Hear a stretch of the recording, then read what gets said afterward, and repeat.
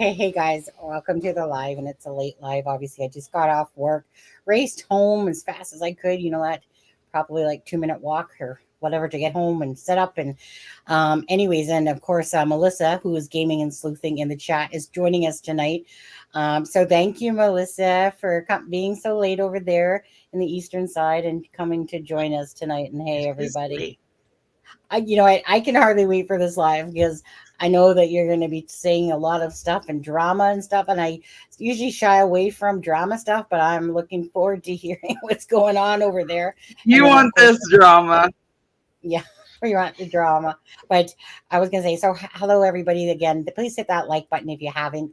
If you're not subscribed, please consider subscribing. And other than that, welcome, mods. Thank you for everything you do. And thank you, Melissa, for spending your time with me tonight and going over the case and whatever drama that Melissa told me earlier during work when I was at work about some drama. And I said, look, don't tell me. I like to hear it with everybody else at the same time. So, hey, that's why this one is spilling the tea and, of course, talking about, I guess, today's events, with the Delphi case and stuff like that. You got some hot tea. Sounds like this is hot tea. Very. I know. Okay. So I said I was going to play this clip first. So we're going to play this clip first. It's about 6 minutes long, you guys. I'll speed it up to 1.25 just to get the gist. And then we'll get into the hot tea. And then we'll get into the notes that Melissa has taken. And again, thank you so much for your time. I appreciate it very much. Make sure you do give Melissa a lot of love. It's been she's probably almost probably 24 hours right now. I was going to say, you're probably in a state of psychosis yourself almost, right? So you know what? Let me just get to it then, Melissa. And then we'll come back and we'll get into whatever juice is going on over there. Okay. Does that sound good? All right. So get another smoke in it. Get another smoke in if you need it.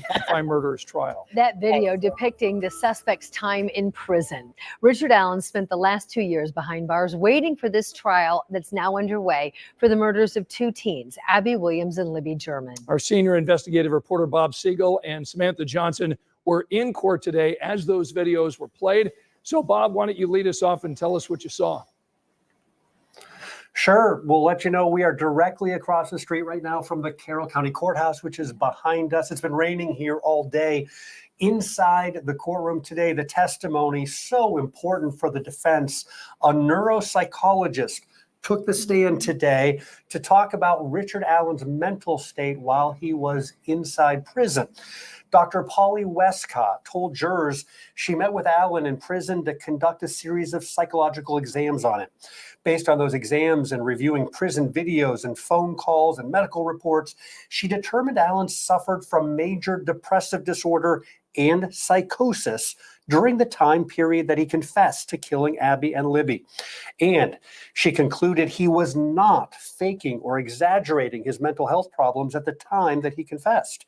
That contradicts testimony from some prison officials who said earlier in the trial that they thought Allen was making up his mental condition. And it counter the most damaging evidence against Allen so far, his recorded phone calls, confessions that the jury has already heard in which Allen confessed to the murders. Also today, jurors watched two videos that show Richard Allen inside his prison cell. Only jurors could see those videos, not the entire courtroom. A witness said they showed Allen eating his own feces and banging his head against the wall of his cell. Jurors were visibly upset. Some of them winced and repeatedly looked away as the video was shown. Again, it's an effort by the defense to try to convince jurors that Allen's mental health was so deteriorated in prison that it drove him to make false confessions. The prosecutor accused the defense of showing the video simply to get sympathy from the jury and to turn Allen into the victim. And Sam, that was just the beginning of what was a very full day of testimony here. Yeah, that's right. We heard from several more witnesses this afternoon. The afternoon session started around 1:30, and the first two witnesses who we heard from this afternoon were family members of Richard Allen. We want to show you some video here outside the courthouse. The first, his half-sister in the orange sweater you see here, his daughter in the gray long-sleeve shirt. The defense asked both of them in court this afternoon, quote, "Did Richard Allen ever molest you?" Both answered no. Would you lie for him? The defense asked. Both answered no. The defense also asked his daughter, Brittany, quote, do you love your father? In which she replied, yes. Now, we both saw Brittany inside the courtroom today. She was visibly upset at times, tearing up several times. Seemed like she was trying to avoid eye contact inside that courtroom, too. The other notable witness of the day, I would say, was actually the last one. His name is Brad Weber. He lives on the property right next to the crime scene. In fact, in court today, he told the jury his driveway goes underneath the Monon High Bridge.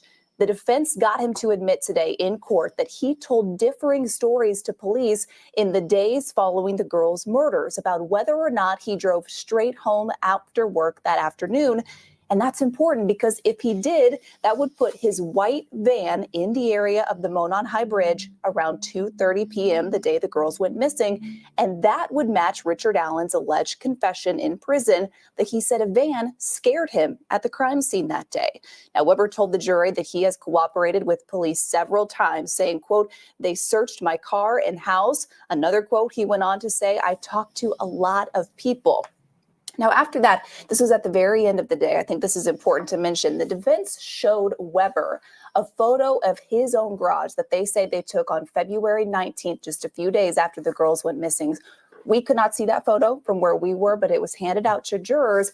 And the defense specifically pointed out what they called sticks in his garage on the day they captured that photo. At that point, the state stood up and said, asked the judge for a sidebar conversation, and that was really the last we heard of the defense today. It was. We expect there are a few more witnesses for the defense. A lot of the witnesses that they plan to call, the judge has said they are not allowed to call, but we are expecting perhaps 2-3 more days of witnesses before this case could end up going to the jury. So again, day 15, lots of activity. We'll be back in court again tomorrow morning to continue bringing you coverage of this trial. We're live in Delphi. We'll send it back to the studio. All right, Bob, when you look at that list of witnesses, any chance that could be altered to include the defendant in the case, Richard Allen? Any chance the defense would put him up on the stand to say, I didn't do it? I don't think so, Anne. We've already heard there's been some evidence that was presented to the jury so far that would include some video and audio of Richard Allen. And the defense made it very clear that they were not going to enter that audio because if they did, it would open the door for Richard Allen to be cross-examined by the state. So I do not expect that we are going to have Richard Allen take the stand here in the final days of the trial. All right, Bob Siegel and Samantha Johnson with our coverage and insight from inside the courtroom today. Thanks so much. Okay. Yeah. Okay. We'll come back to that in a second. I'm gonna let Melissa take the floor. So Melissa in chat is gaming and sleuthing. She's been chair sitting for Aspen. She has been up for at least 24 hours, driving 3 hours, sitting. And yeah, I'll let you take it from here, Melissa, about today's event. So let's start with the spilling the tea. I want to hear the spilling of the tea. So I've gotten about 3 hours sleep in the last 24. I showed up at the courthouse at 6 o'clock last night. And all was, well, nothing big till about 11 o'clock. At 11 o'clock, this really cute cop, I won't say his name, but he decided he was going to make his rounds, and he decided to stop and talk to a couple of people. And I was sitting there, so I got to overhear it, and I got to laugh, and let's just get into it. So somebody was sitting outside. I won't say who, but they were sitting for a podcast. And they told the security guy that come by, who is from another county, that has a lot of inside information and just decided to spill the beans last night. So, of course, I had to stay up to hear it. So a couple of days ago, somebody snuck a smartwatch, which we're not allowed to have, Can't even have a Fitbit. Can't have vapes. Can't have anything electronic. I can't even have the remote that runs the machine in my back so my legs work, because it's an electronic. So no electronics, no medical devices, no nothing. And somebody snuck a smartwatch into the courtroom, which is definitely not good. No. And she said who it was. And then she said she You was said who it was? surprised that it was this. Oh, okay. So Yeah, the girl said who it was. The person that's chair sitting for a podcaster said who it was. Is that correct? Okay. Yes. And so he just kind of laughed. So I didn't think anything of it, but he just kind of chuckled it off. And he told us that when the trial first started, that they were really, within the first couple of days, they were really particular about electronics and that they had to search everything. And then he said they kind of relaxed on that and they haven't been doing it. So then we'll leave that right there for a minute. And so then she asked, how soon can people start lining up for the lunch session? Like at lunch for the afternoon session. And I'm not going to say who, because I don't have confirmation of it, but I do know that it must have been true, and you'll understand why in just a minute. So he said you can start lining up as soon as we go in. They open the doors at 8, and they take everybody upstairs to the 3rd floor, and then you stand there, and then you go into the courtroom around 8:45. And then as soon as lunch gets done, you have to come downstairs to the 1st floor and hurry up and get in line, or you're not getting in, which we'll get back to in a minute. And then he just had diarrhea of the mouth and gave us all kinds of information, The cop? which is probably a security risk. Yeah. Okay. But I wasn't going to say nothing because I wanted the information. Right. So Exactly. he stated that they have spent over $300,000 in extra security because the FBI got a credible threat against Gall. So they had to spend an extra $300,000 in security. And he said that the county had to use rainy day funds, and I have it in quotation marks because that's exactly what he called it, for this trial. If there is a hung jury, this county will be bankrupt. So it's like, oh, Yeah. Okay. Didn't know that. I mean, I knew that they had to get the state, and I knew it was a lot of money, but we didn't know that. Right. So then I went and got a couple hours sleep because I just couldn't stay up anymore. Well, about 7:50 this morning, I said doors open at 8. At 7:50, this cop comes, one of the security guards that's been there every day that I've been there. And he came and unlocked the door, and he backed everybody up, and he told us, you're not coming in yet. I've got to come out and make an announcement. We're like, oh, what do we do? Like, we didn't know what was going on. I wasn't even thinking, oh, this is about last night. I had no idea what he was about to say. And he said that he needed to make an announcement that due to reasons I will not say, some things have been changed. The changes are all belts, all bracelets, all jewelry. Everything must be taken off of your body and scanned if it can come off, except clothes. If you set the alarm off, your shoes will be scanned. And pat downs are not out of the question and could happen. I'm like, oh, shit. And I looked at some people that were beside me and I was like, oh, that cop's a snitch, because he done went and snitched on the whole conversation about somebody sneaking a smartwatch in. And they did. Everybody had to take off bracelets, everything. So we get into court, and we aren't in court that long. half an hour, maybe. And this woman goes to the back. She sits in the back row behind the prosecution, and she's in the aisle seat. And I am the opposite side of the aisle from her, one seat up. And I turn around. I don't know why I turned around, because I don't know. I turned around. This woman had her shoes off. She was crawling around on the floor, looking under chairs. And then she was playing a word search. And I'm like, what the frick are you doing? So we're going to go back to the whole, you have to line up at noon. So when we broke for lunch, before we broke for lunch, because they had a sidebar right before lunch, and I didn't care to hear it because you can't hear it anyway. So I thought, well, I'll go downstairs. I'll get my spot in line, come in for the afternoon session. Good news is, guys, I have afternoon session notes. Bad news is I'm banned from the courthouse.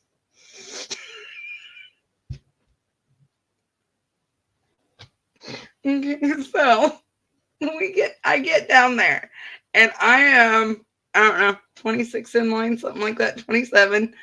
By the time people get done cutting in this mother flipping line, and you've got news media who have golden passes standing in this line taking up room, because even though they have the golden pass, they couldn't get in because there was too much media. So they cut in line. And then one person was holding a spot for like 4 people, and they all got in. So we're like, me and a couple other people that are behind me, we're talking about how this is bullshit. You know, get in line like everybody else. Take your turn. We're doing it. You can do it. And we're being vocal. I mean, we're not yelling. We're being vocal, though. We're talking amongst ourselves. So they count out the first 30. So we go up. And this lady that was at the back of the line went up the stairs and just stood at the top of the stairs. Well, the cop came through and counted. This bitch was behind me, like 5 behind me. And so the woman that was behind me, directly behind me, she's like waving her hands. And she's like, no. She was back there. And I'm like, yeah, she was back there. She cut. And so they let everybody in, and Lawyer Lee did not get in the afternoon session. And Murder Sheets did not get in the afternoon session. So people had to step out of the courtroom, and they did willingly, without being asked, to let those 3 in. Thank God. Because that would have been horrible if not. So anyway, I'm still standing there talking to the people behind me, and we're still talking about how, it's bullshit that people just cut in line and they just do whatever they want, and they're getting to go in the courtroom when they're not even listening to the testimony. They're not taking notes. They're sitting there with their shoes off and they're playing word searches. And so the officer, who is a dick, he body checked somebody yesterday when he was counting the line. And so he looked at me and he's like, if you say anything else, you're out of here. And I said, okay. And I turned my back on him. Well, that was enough to piss him off. So he told me I had to leave, which was fine because I wasn't getting in the afternoon session anyway. So I go down the stairs, and I get down there, and one of the cops tells me I have to go through the metal detector. And I said, well, then I guess I'm just staying in your courthouse all night, because I'm not doing that. I have an implant. I can't go through it. Medically, I cannot go through it. And I said, you have to warn me. I said, I can't go through it. I literally can't. And he said, well, you're gonna. And I said, the fuck if I am. I said, I'm not going through it. And so I got banned from the courthouse. But luckily, another one of the officers stepped up and said, hey, she really does have an implant. We know her. She's been here the last couple days. She can't go through that. And so they let me out the other way. But not before I was banned for telling him basically I wasn't going to effing do it. So, yeah, these will be the last notes you get firsthand. Sorry. It's not my fault, okay? It's not my fault. I didn't do anything wrong in my book, and I got a First Amendment right to say that's bullshit. So, and I wasn't even talking to the cop. Like, I could understand, like, if I was talking to the cop, but we weren't even talking to him. We were talking amongst ourselves. Anyway, the other 4 people got told to leave too, and they went and got a beer. I didn't go get a beer because I had a 3-hour drive home. But yeah, oops, sorry. I know, bullshit. But people can cut in line and take their shoes off and play word search and sneak shit in. And yeah, oops. You are muted. You're muted. Yeah, you're right. I am muted. That's because my husband, I forgot, walked in and brought me my pizza that he made. So what I was going to say is, so I'm all about being Totally fair, cute. you know? And so if I was probably there, I'd be pissed off if people are cutting in, and I'd be saying something to them, to be honest with I you. was. I don't hold back my tongue for that shit, because it's just about, like I said, if you'd, I don't know. All I know is that from the sounds of it, it sounds like there's a lot of drama with the chairs and people stealing chairs, like Bossy said, and Yeah. stuff like that. And the animals come out and people. The Until you got lady them. that saved one spot and got 4 people in made the comment that none of us were out there all night, which really pissed me off. Because I was out there all night. I got like 3 hours sleep before I went into court. But she said that they were going to start moving chairs on people. And it's like, yeah, good luck with that bitch. She said if nobody's in it, they're going to move it. It's like, yeah, I wouldn't do that if I were you. Yeah. Because I just wouldn't do that if I was her. Cute cop's name I won't say, but he was from Pulaski County. Yeah. So he had a wife, unfortunately. I saw you lick your lips on that one. Do you need a bib for the drool? He could have cuffed me any day. If the pat down was from him, I would have been like, come on, baby. I mean, he was cute. Are you for sure that you're banned? So I wasn't told I was banned. I went ahead and left because, like I said, I was leaving anyway.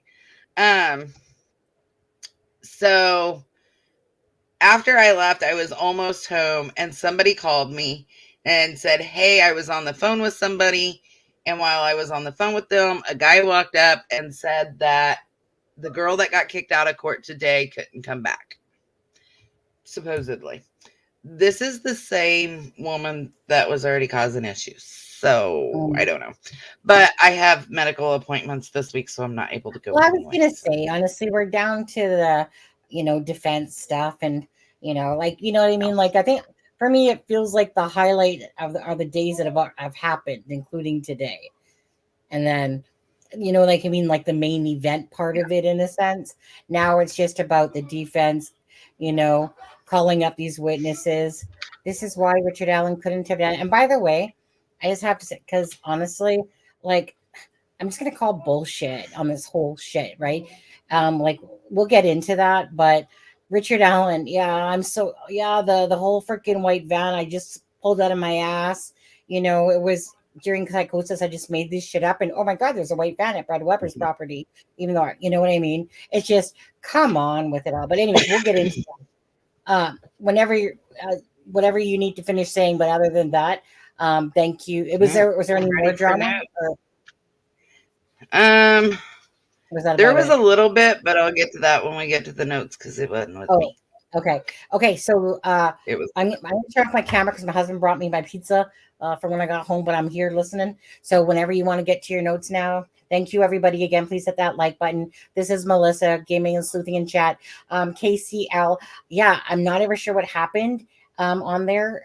So she said she was like she was talking in chat and like no one was seeing her or something, and it's like she was blocked or something. But anyways, so I modded her up and I see that she's in here and got my email, and it looks like everything is good to go. So thank you for coming. And by the way, KCL, I just want to say, only because Your email, of course, prompted me to go to your channel. Beautiful family, absolutely gorgeous, stunning family that you have, by the way. Such a cute little boy as well. You got a big family there, KCL, but very good looking family over there. just saying, because you had some videos, you know. I heard a newswoman say today the defense may rest their case if in chief as soon as Wednesday.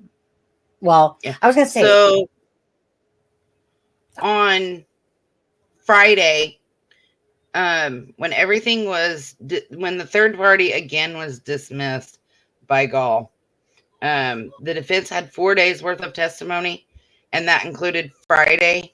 Then we had a half day on Sunday, and then we had a full day today. So Saturday, you mean, right? You're Not talking Sunday. Wednesday-ish, yeah, that the Yeah. defense may Well, I mean, most of the witnesses, a lot of them, they can't bring on because of they were expecting if she was going to allow Odinism into it, that they would have all these witnesses and stuff like that. So, and yeah, I Yeah, saw they that. thought. Yeah. Hi, Frank Meister. Okay, so go ahead, get to your notes. Tell us what was up today in court. There's a lot of them. That's okay. Go through it. So at 8:45, go ahead. Nope, So I'm at good. 8:45, Alan came in and he had on khaki pants and he had this like gray and blue weird colored striped shirt on. It was nice, but it wasn't as nice as some of the other stuff that I've seen him wear.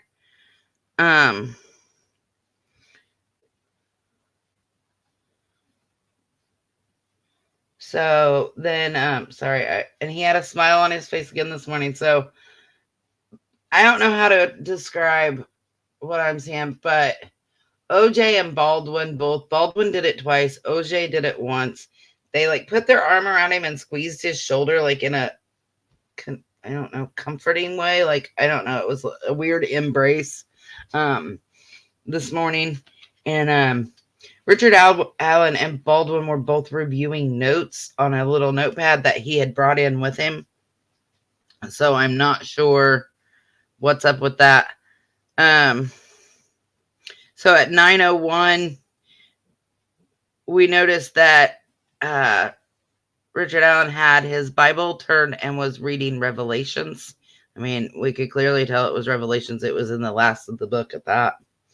At 9:03, he had this like little piece of paper, I don't know, like 8 inches maybe, and it had 2 paragraphs on it, but it looked like an old piece of paper. But we couldn't tell what it was. It had 2 paragraphs. He just shook his head no, folded it up, and put it in his shirt pocket, so it's hard telling what was on it. At 9:05, the jury entered, and Allen stopped shaking his head. At 9:08, the state withdrew their separate the witnesses request that they had put in. So we already know Polly Westcott, a neuropsychologist, testified. Rozzy did her questioning. He asked her name, her education, where she was from, all that good stuff. She's a clinical neuro and forensic psychologist. Juror 1, 10, and 12 really seemed interested in it. The defense asked her when she was hired, which was in May of 2023, and she's being paid $450 an hour, which is kind of normal from what I understand. So, Saturday I talked about how Alan would like look around the courtroom. He did it again today several times. He was just like looking up and looking at all the crown molding. And then he was looking, there's a stained glass seal portions of the ceiling. And he just stared at that for, it felt like a long time. It was like 3 or 4 minutes. She said that she works for both prosecution and defense. Westcott does in the past. They asked her what she was being asked to do. And she was asked to determine if Richard Allen was faking or feigning his symptoms. She's testified 72 different times. in depositions and in court. 25 to 30 of those were actually in court. And she frequently works with prisoners. She worked at the Indiana Women's Prison. In 2006, she started her private practice and started doing pretrial detainees. She does crisis intervention with the police department, and 6 times a year she trains the police officers on mental health issues. She worked for 12 years as the contracted neuropsychologist for the Indiana State Police. They admitted her CV into evidence, and I noticed that several of the jury were looking really hard at it, like really paying attention to it and like going through it with a fine-tooth comb. The one looked at it, I'd say probably 10 minutes of her testimony.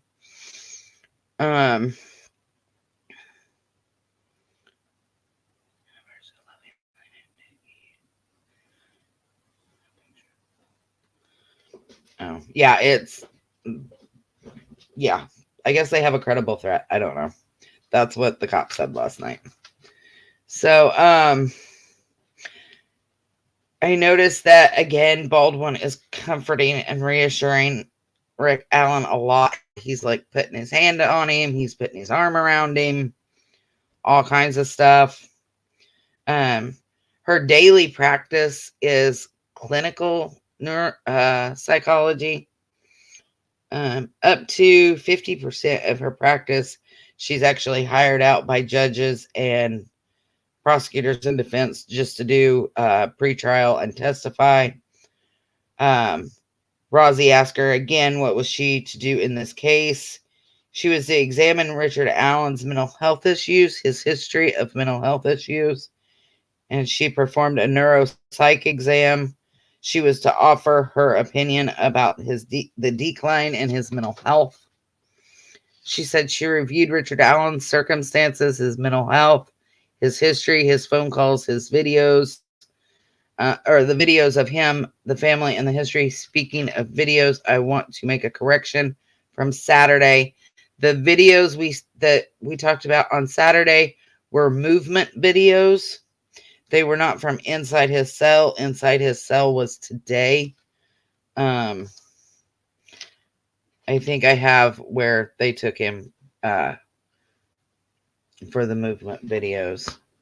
I know some of them was like the infirmary to meet with the doctor, x-rays, out to rec. I think one of them he was strapped in a chair, they said. I don't remember what all they said, but those were all movement videos on Saturday. Today was the in-cell videos. So,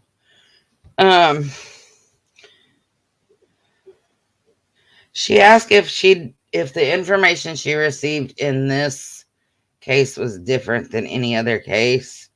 And she said yes. And she said they had an enormous amount of things to review. And she said she had over 20 hours of video to review that was pertinent. She had notes from the inmates and the guards and Dr. Walla. At 9:25, they realized, now that we've been in court almost a half hour, that they didn't even have their mics on. So they told her to turn the mics on. All the videos from Westville that she could review, she did, but she couldn't review anymore after either March or April of 2024. She said she had met and spent 8 to 10 hours overtime with Richard Allen in the Westville solitary confinement unit. One of the tests that she did took 3 hours, and one of the tests that she did took 5 to 6 hours too. And then one that was 3 hours was more like talking and going over the paperwork that she describes later. She said he has fears of abandonment, harm coming to his family, and what people think of him. and that all played a role in his mental health. She started stating the family history, but the state objected to that and said that there's no medical records and that it's hearsay because it went from Richard Allen to Walcott about what a doctor said to his family member. So it was sustained. They didn't get any of that in.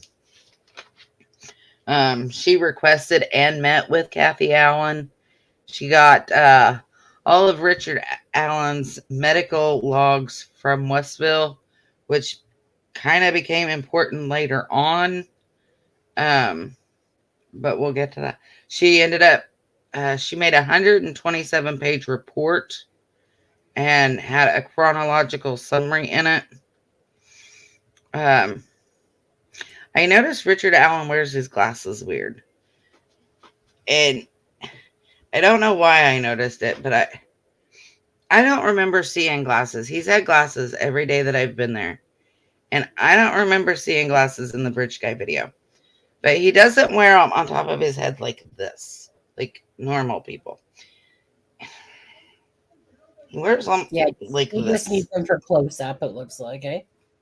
Somehow they like stay on his big old forehead, and I have a big old forehead, and mine don't stay, so I don't know. So I thought that was weird because I kept thinking back to the Bridge Guy video, and I didn't see glasses. No, I didn't. And it's Todd like, did. it's like, It's like that. I don't. It stuck out to me today for some reason. But well, I mean, the thing is, I mean, this is like 2017. It's 2024. Our eyes definitely deteriorate more so around that age. So, is it for the reading that he's using them for, up close or for distance? It looks to me like it's mainly for. I want to say reading mostly, but he doesn't really put them on very often. So, yeah, probably not used to them too much. Yeah, it's like I just noticed he doesn't really put them on very often at all. Yeah. So I'm not sure. Yeah, only because I worked in optometry, so I was just like, I know for me, like maybe he doesn't. What'd you say? So maybe he just doesn't need them. I don't know, but I noticed that they're the really thick black rimmed glasses that inmates get. So I almost wonder if he didn't get them until he was in jail. Because if you go in and you have frames, I think they let you keep them. Yeah. I don't know, but I think they do. I've never seen a picture of him with glasses. Me either. But it was something weird I noticed today, so I don't know. My brain worked weird today. But she said, according to Kathy and Richard both, he's got an extensive mental health record that dates back over 20 years. Anxiety and fear of his family being harmed and depression. That he had got mental health treatment and had been on medicine before for it. She referred to him as a cracked egg. She said, it's like if you take an egg and you crack it, but you don't break it. You just crack it. And she said, an external stressor will break that egg. And she said, that's what happened. That he was like a cracked egg. And that he eventually broke and went into psychosis. Yeah. She said, most people at work, when you get a promotion, you're happy. You know you must be doing your job right, or you wouldn't get a promotion. With him, it just created more stress. And that just the more work created more stress, cracked him just a little bit more. And the whole time she was talking about that, he was doing this, like nodding in agreement. And the nodding today was clearly whether he was agreeing or disagreeing, because there were times he disagreed. And then there was an objection to the mental health records of the family because of no records. The defense looked at him and said, but she's an expert. And Judge Gull just kind of gave him a look and said it was sustained on hearsay. The personality disorder, she said he has is a dependent personality disorder. depends on his wife, and a lot of jurors started taking notes about that time. She was asked about the effect of incarceration on his mental health. She said it would affect him a lot as he needs his family. So her conclusions of she had 6 conclusions from her exams. And she said that Richard Allen had a long mental health history.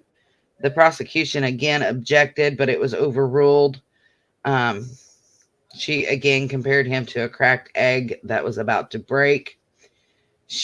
For number 2, she checked for malingering and feigning. She said there was multiple ways to check for that: cognitive, emotional, mental health, consistency. But no, she did not think he was faking. The guy I called the big guy, Saturday, he was really staring at Richard Allen during that.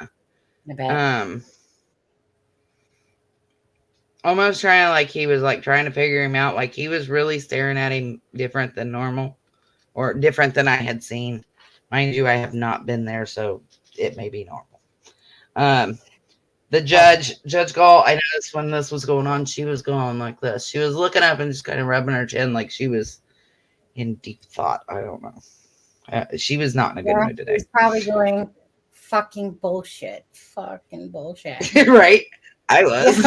I mean, honestly, I can't help it. Even as you're saying this, I want to puke gag because I have a lot to say on that stuff. And I'm no professional, but I was just okay, so he's got depression and anxiety. So do I. What's your point? I didn't go kill nobody. That's the joke of this all. But whatever. I'll digress right now. I don't understand. But I think everybody kind of wrote this down. I think everybody in the courtroom wrote this down. I think I even seen some family members. They were writing notes today, which I didn't see Saturday. But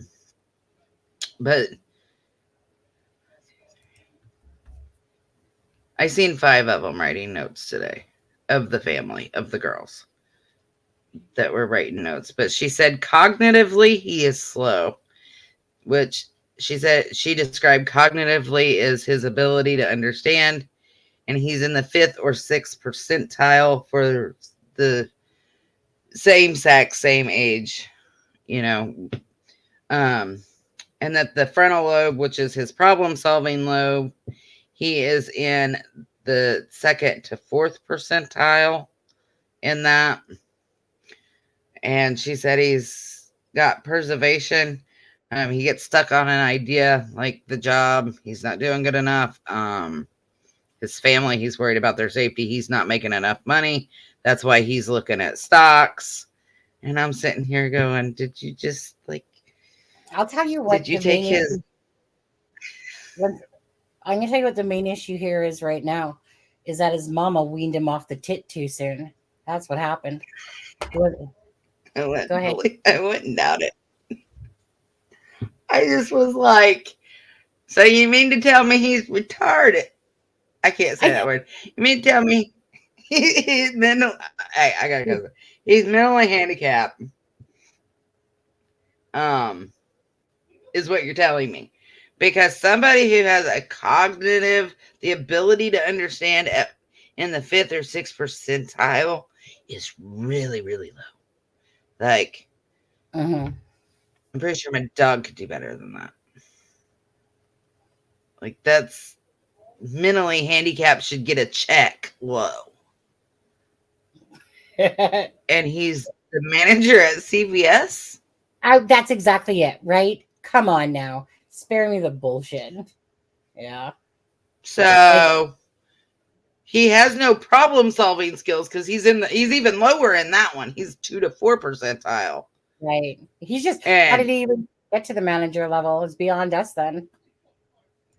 5 or 6 percentile, you shouldn't be reading. You should be illiterate and right? I don't understand that one.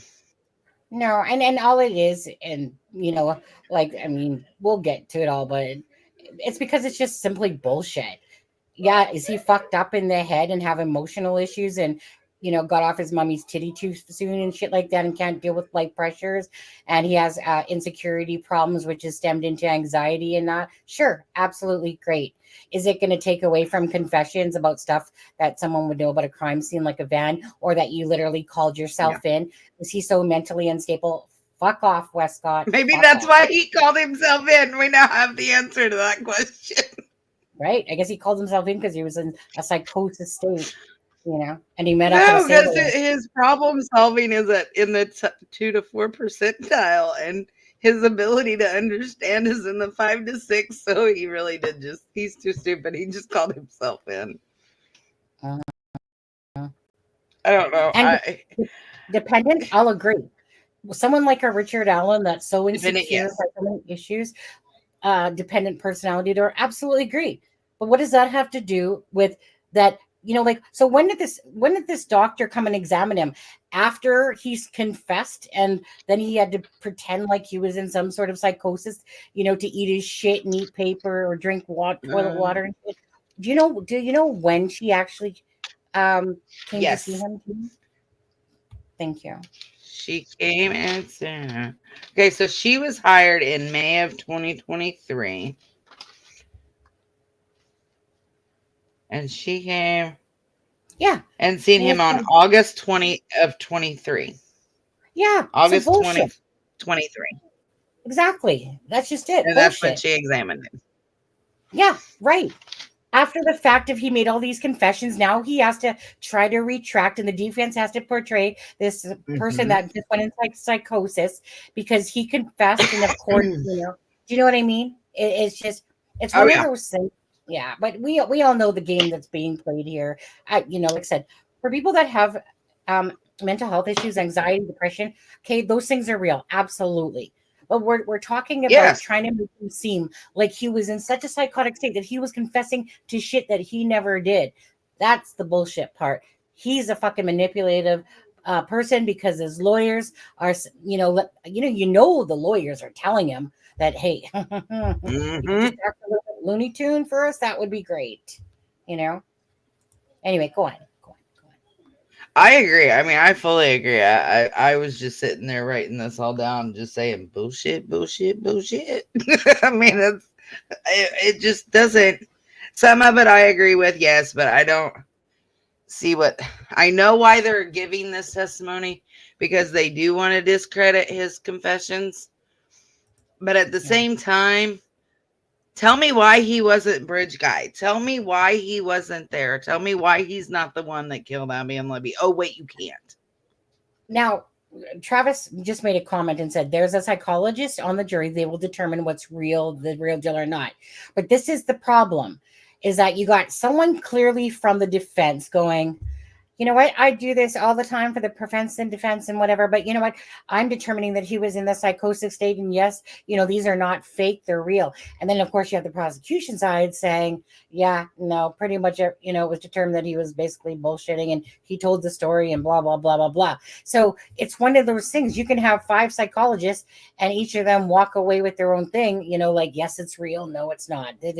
And I see this all the time and it's frustrating. It's no different than profilers and all that stuff. They all have their different assessments, right? No matter how schooled somebody is, you know what I mean? Like, you see it. So it really becomes of whether the jury as a whole, I'm sure they're going to use the psychologist for their input for sure. And I'm sure that psychologist is going to play a main part in talking about if it's real or not.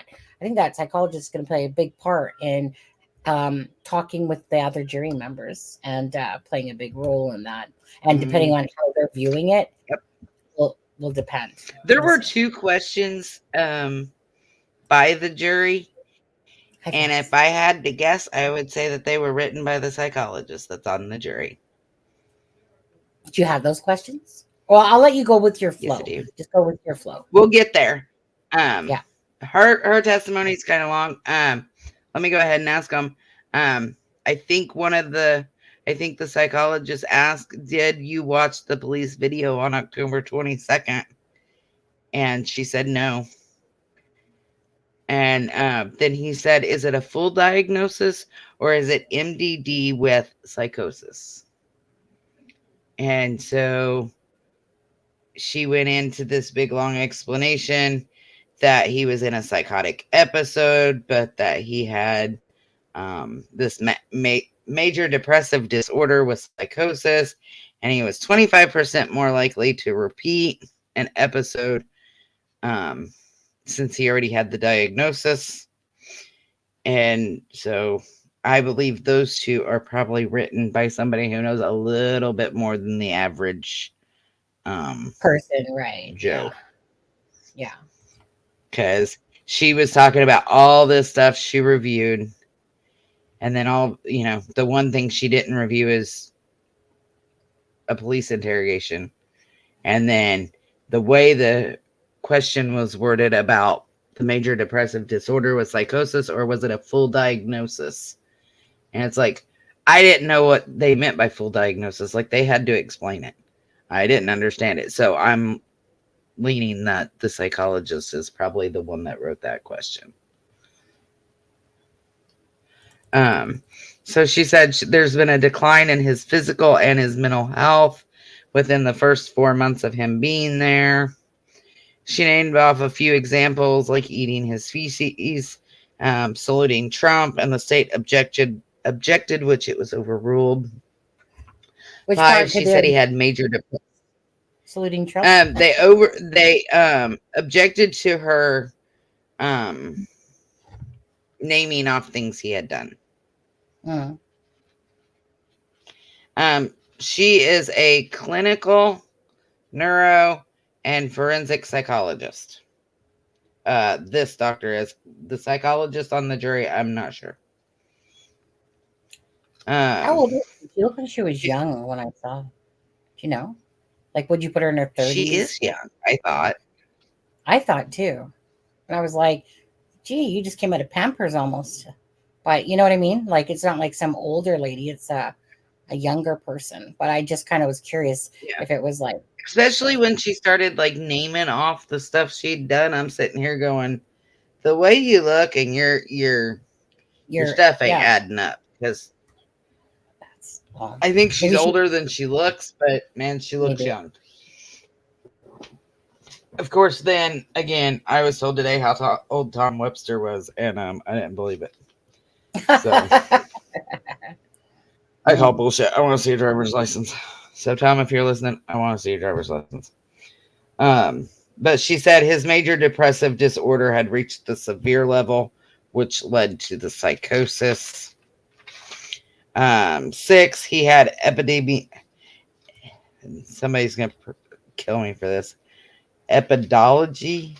I don't know how to say it. I forget how she said it. So sorry, I can't say that. Again, she referred to him as a broken egg or a cracked egg. That he was one crack away, and that the pressure from being arrested and charged, him being away from his family, increased the stress, which made him crack and go into psychosis, and that the increased stress can change your brain chemicals.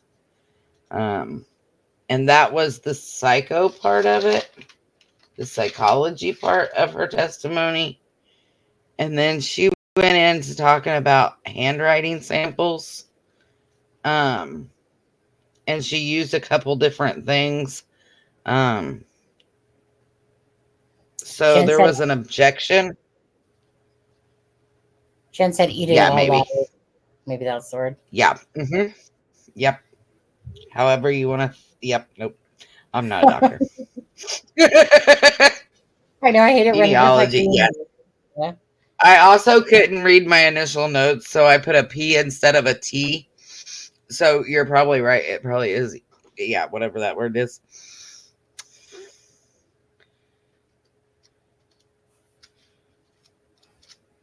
So they objected, the state did, to the fact that she doesn't have the education or the experience to testify to comparing handwriting samples. And they told her that the defense said, well, it's part of her training as a psychologist, so it was overruled. She used the paper that was sent to the warden of wanting to confess to the girl's murder. Yeah. And a letter from before his arrest that he wrote to Kathy Allen to compare. And she also used the letter from November 9th of 2022 when he went and wrote the court to get an attorney because his wife had to quit her job and yada, yada, yada. And it was more expensive than he thought it was going to be to talk to a lawyer. So just quickly, Melissa. So because like Alexa is a graphologist, a criminal profiler. So is it more about what was written in it and in a sense versus graphology, correct? Graphology is when you're you talking look about at the handwriting. Yeah. Mm-hmm. Because graphology is when you read what each, like when certain letters, how they're put mean is could maybe possibly mean a certain thing, like whether they maybe like, had issues with their mom or love their mom and how they, but you're not talking about that. Is it more about the words in the letter? So Or I'm going to skip ahead to answer that question. okay. She said that the Kathy Allen letter, so the letter from before he was arrested, was organized. It had a thought process. It had full sentences. It had punctuation. It had grammar. The one to the warden where it said, I want to confess for confess, however it was, for the killing of Abby and Libby. Hope I get the chance to tell their family I'm sorry. She said, was disorganized. There weren't whole letters. It wasn't linear. Had a different signature. So she was using a lot of different things within it, like the writing itself and the way it's written. Okay. Yeah. To determine what she's saying. Right. I don't know. I just know she has forensic, neuro, and clinical psychology. Right. I don't know any. That's what I know. So that objection was overruled. So the letter to Kathy Allen, the state objected to her using that and having it admitted into evidence. It was before the incarceration. It got a little spicy. The prosecution said they objected to hearsay. The defense said that it wasn't for the truth of the matter. It was just for contrast. To which I heard Judge go, well, am I going to get to see this item? And she just had an attitude. She like bobbed her head when she said it. And I was like, oh shit. Like, damn. And so like they called a sidebar and they all just went off to the side. And I'm like, damn it. I wanted to hear that. It was admitted, but it had redactions in it. Of course, we don't know what those redactions were. But while they were in that sidebar, I noticed Richard Allen and OJ were writing back and forth on this tablet. So then I went over already what she said about the letters. So that was really all she said about the letters. Because the next thing she went into was his personality test. So, I mean, she talked about whether it was organized versus disorganized, whether it was linear, whether it had grammar. She talked about the signatures being different. But she didn't say what that meant. So I'm assuming that means, well, I mean, she kind of did because she said that this was when he was in his psychosis. So I guess that's her reasoning that I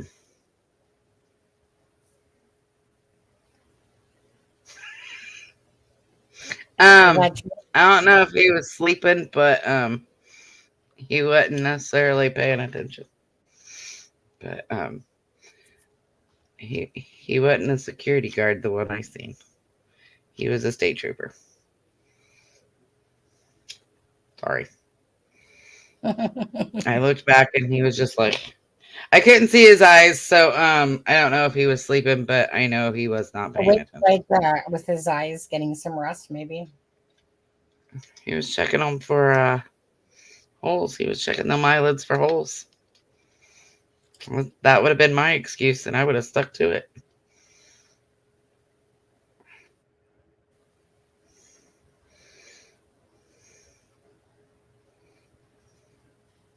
So I don't know what GH means. Gray. So it's probably Oh. just Gray Hughes Okay. patting his own ego and stroking it. I don't know. I don't watch the dude. I don't like him. He's an idiot. About Brad Weber and his white van in March. Yeah, I'm not sure. Like Jeannie,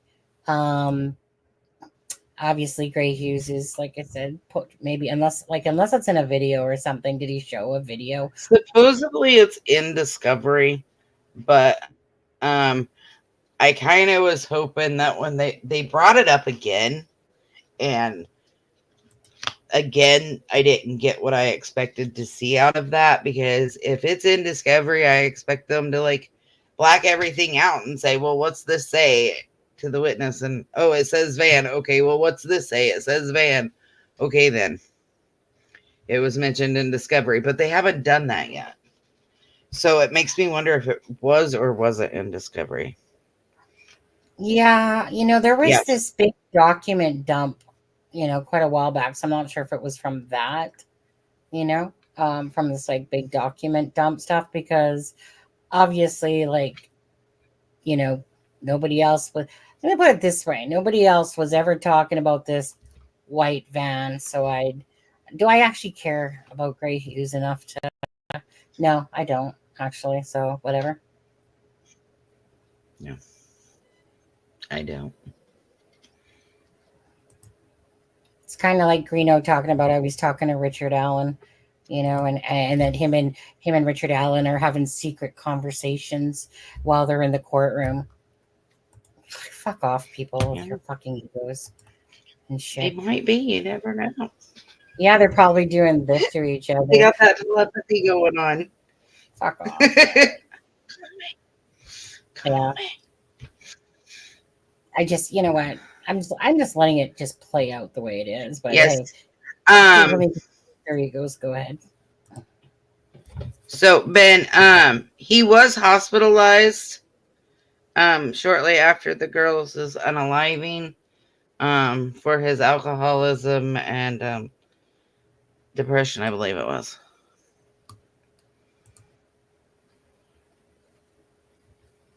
Yes, I will get to that. Yeah. And they were basically told to shut up. that objection was sustained. I haven't seen it one way or another, so I wouldn't know.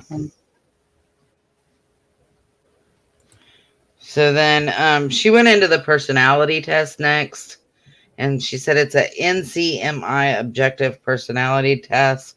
She said there's 100 different true or false questions. She said it tests for the malingering, the feigning as well. The state objected to the results being admitted because these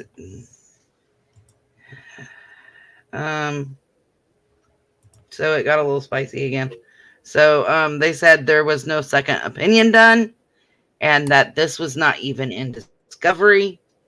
That's what the state said. The defense looked at them and said, well, you never deposed this doctor and got the info, which has been available to you for months or even a year at this point. And then he did a whole long speaking objection by the state about it not being turned into discovery. And then the defense said it had been sent to their doctor. It's not their fault that they didn't get the 12 assessment tools. The judge said it wasn't admitted, and Rosie looked at her and goes, that's fine. We'll do it this way. And turned around and asked Dr. Westcott if she thought Richard Allen was faking. She said no, his personality test, he is extremely dependent on others. He's passive. He's got a fear of rejection. and he avoids conflict, which I noticed that most of the jury was noting on. It's like, oh, we kind of all got silent when that happened because we were waiting for some fireworks, but they never came. But we waited for them because we all just kind of looked at each other like, she's in a bad mood today, and I wouldn't have done that. He did. He just shrugged his shoulders and he's like, fine, I'll do it this way. And I'm like, oh, shit. It's stuff Oh, like Jesus. that that I totally love to see. It was like, oh my, I wouldn't have had the balls to do that because she was in a bad mood. I would not have had the balls to do that by any means. And the doctor said he has little emotional reserve and makes him more liable to go into psychosis. And again, she goes back to the stupid cracked egg. I was so tired of hearing about that stupid cracked egg. I was about ready to break it myself. She said that he was in psychosis between December 22nd and March 23rd. And then he was again in December of 22 to March of 23. And then he was in psychosis again April, May, and June when all these confessions come out of 2023. And then after June, he got a little bit better, but he still had some residual psychosis. I was like, what the heck is residual psychosis? Leftover psychosis. And it's like, this isn't tape, honey. It doesn't leave a residue, okay? He's either psychotic or he's not. I guess, whenever he feels like it. Whenever it suits him, he goes back into that Pretty residual much it. psychosis. I was like, what? Yeah. She said that he took over 30 different tests to tell if he was faking it, underreporting it, or exaggerating his symptoms. Right? Residual psychosis. Yeah, it is. I'm not sure which one you're wanting. There's been a lot said. Which for which? He said that question mark. He said that. Oh, Which one are you there's referring been to? a lot said. So you. But yeah, I think this is going to come down to one juror, and I think I have that juror pegged. So You think we'll the see. man? And honestly, it's Yeah, gonna I boil also down to- think he's the psychologist because he was really, really. I mean, he's just the way he writes. Okay, so he will sit here, One sec. Yeah. and he's Okay. kind of big guy. But he'll sit here Mhm. like this, and he'll even have it turned, like right, and so people can't see, like when they're showing the videos and stuff. Yeah. So that he can write without the attorney saying, and he just, the way he sits, the way he writes, just it just screams that he's the psychologist to me. I don't know if I'm right. That's just my assumption and how I read it. Well, and that's just the thing, and that's what kind of Travis was saying earlier. So, right, Travis was saying, do you mean they shouldn't have? Well, probably correct, because at the end of the day, bottom line is, if that psychologist deems for the defense, and like that's in the jury, that he's truly going through psychosis, or the flip side, that psychologist deems that he's, of course, faking it. So it's like throwing up a freaking chip in the air and, heads or tails.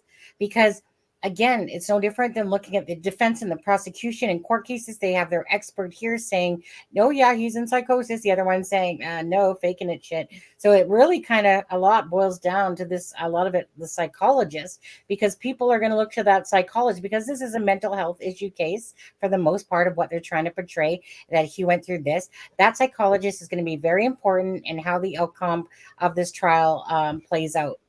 Because again, depending, and you don't know, it's like flipping a coin, are they And smart? see, I kind of feel, I agree with you, but I kind of feel like he shouldn't be on the jury because you know how they tell you, don't go home and research this case. Don't go home and research anything you've heard in this case. Mm-hmm.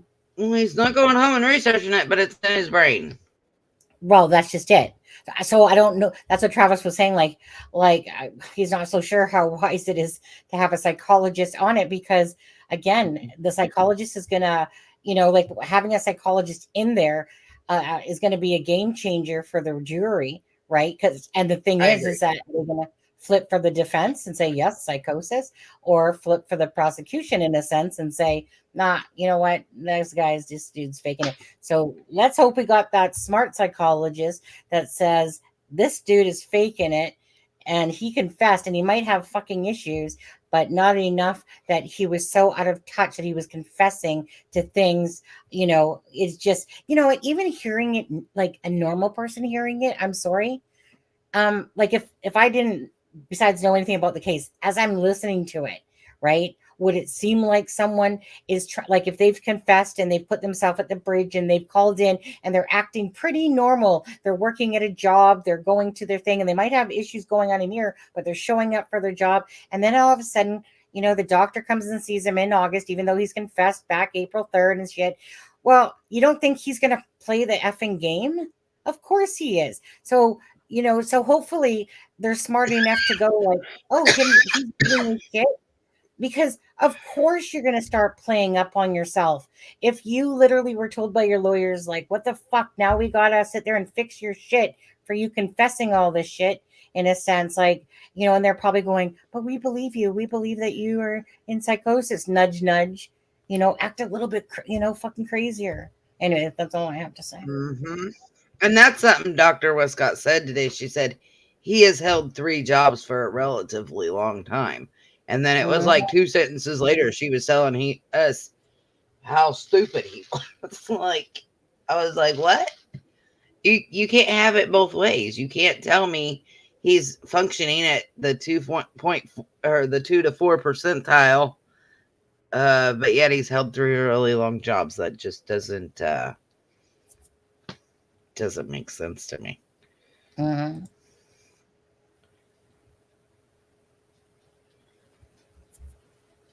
Yeah, I think that's what they're going to do. I think they're going to judge which psychologist they believe. But Westcott, if I understood correctly, Westcott is Wallace, or was Wallace, somehow worked with her, unless I got that backwards. And I might have, because there was a lot of notes in a really quick time, and some of my notes I can't read, and I wrote them.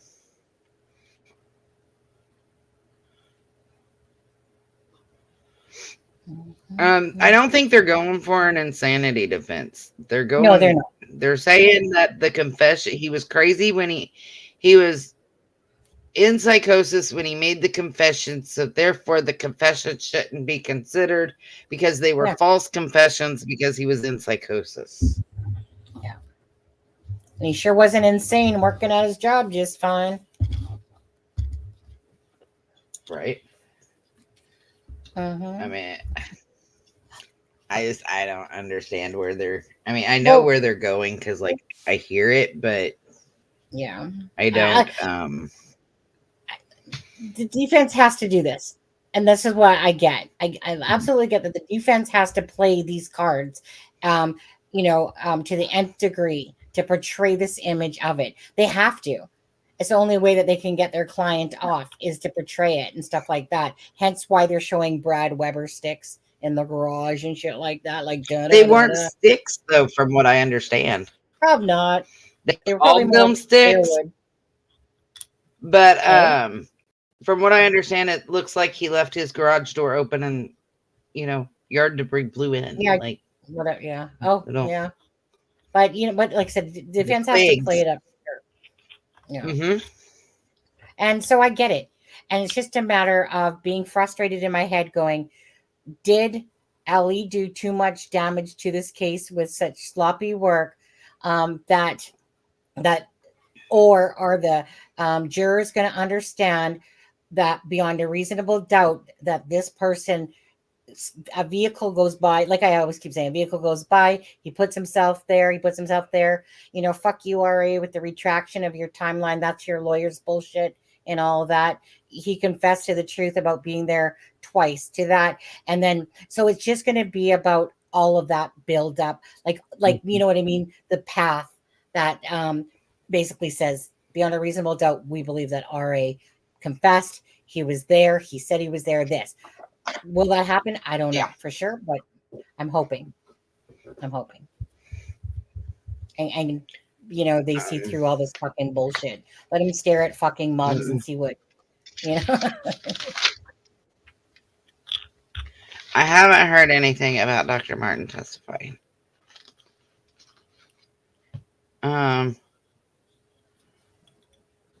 Yes, she did interact with Richard Allen. She met with him.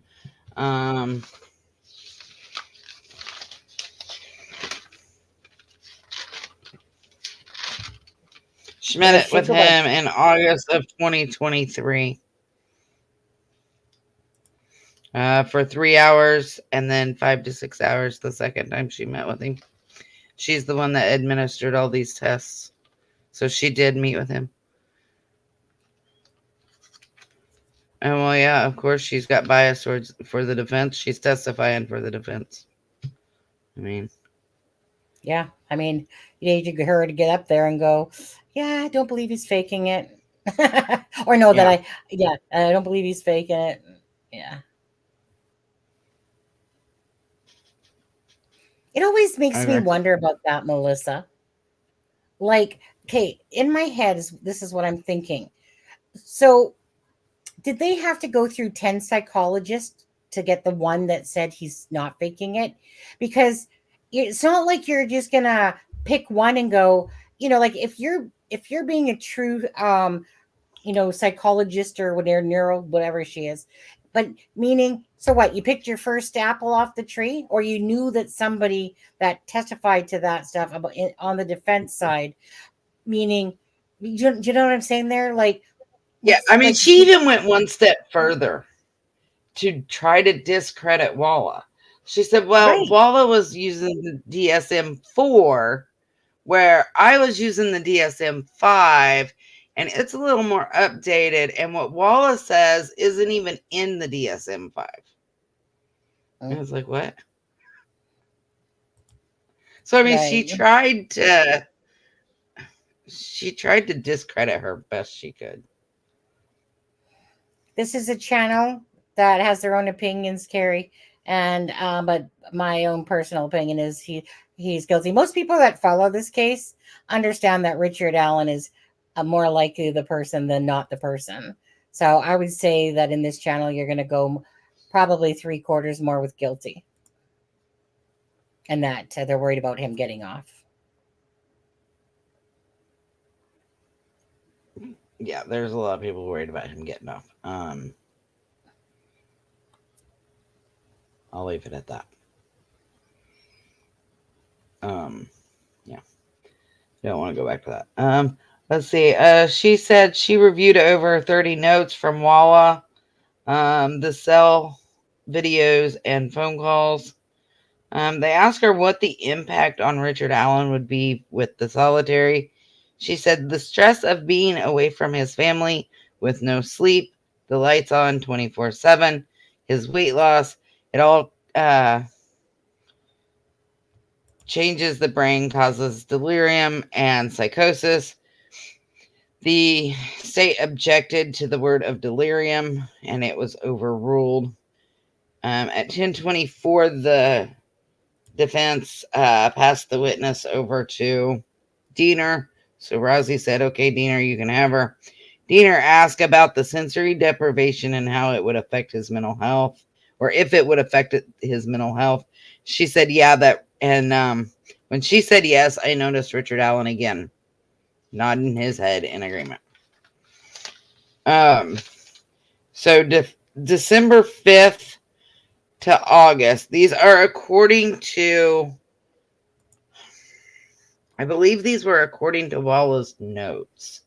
Because she said, were you aware that from December 5th to August, Monday through Friday, 1 hour a day, that Richard Allen was with Walla? And Rosie objected. He said, that's facts, not in evidence. and mischaracterizing the evidence. And when Diener asked that, I looked at Alan, and he was doing this. He was out of it. It was the most, normally, like when he nods, it's a slow nod. This was no, the fuck she didn't. What did Diener say? It was very pronounced.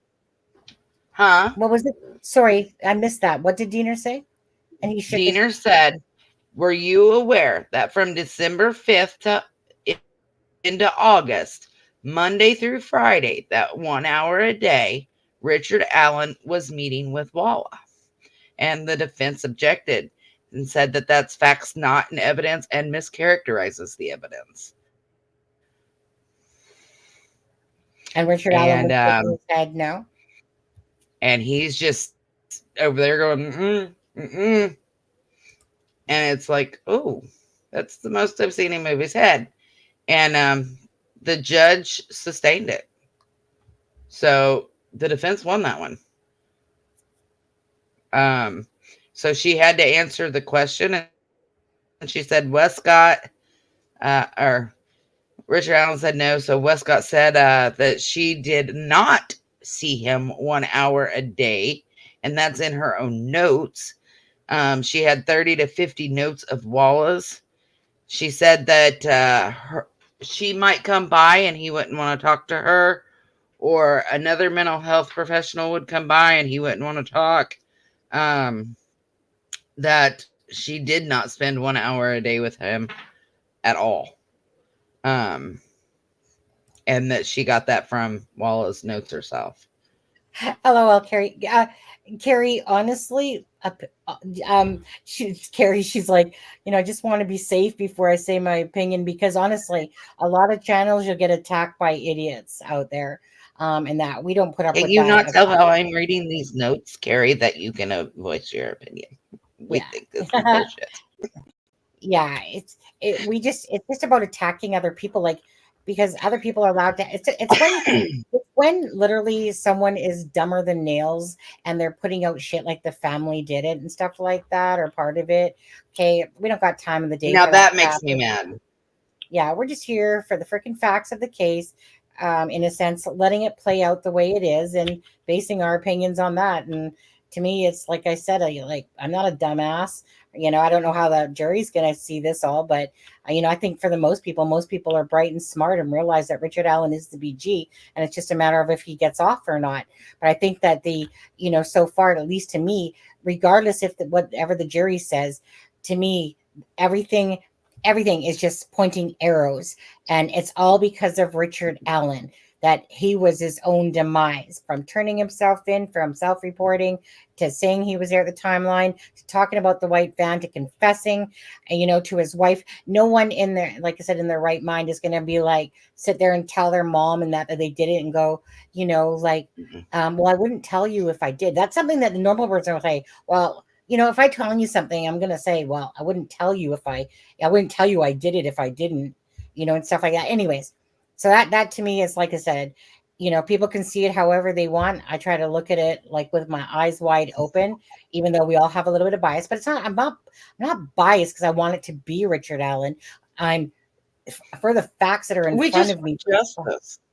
Yeah, it's just justice. And if the facts are showing that this guy is way more likely to be the BG than he's not, and in this case, to me, I think that there's so many different volumes. I think that the LE could have had so much more for this case, but that's not how it happened. So it's just a matter to me of, dude, you're guilty as shit. This freaking defense, whatever, right? She's doing what she's supposed to do. Defense is doing what they're supposed to do. But I'm going to hope and pray that the jury is like, yeah, we're not buying this fake ass that he somehow was in psychosis and he's admitting to something he didn't do, and he knows about a white van, and he knows that he was on the bridge at the same time, and he was wearing the exact same clothes. Are you going to live? You okay? Yeah. Are you choking on your cigarette? Maybe. Okay, I'll just mute until you're ready. I've been up too long. Okay. This is Actually anyway. need the cigarette, and I've just been up too long, so I'm trying to smoke so I can stay awake. And it's just not working because my body is like, no, woman, no. No, I'm not gonna be in court every day. We already went over that. Actually, well, because you said you're banned.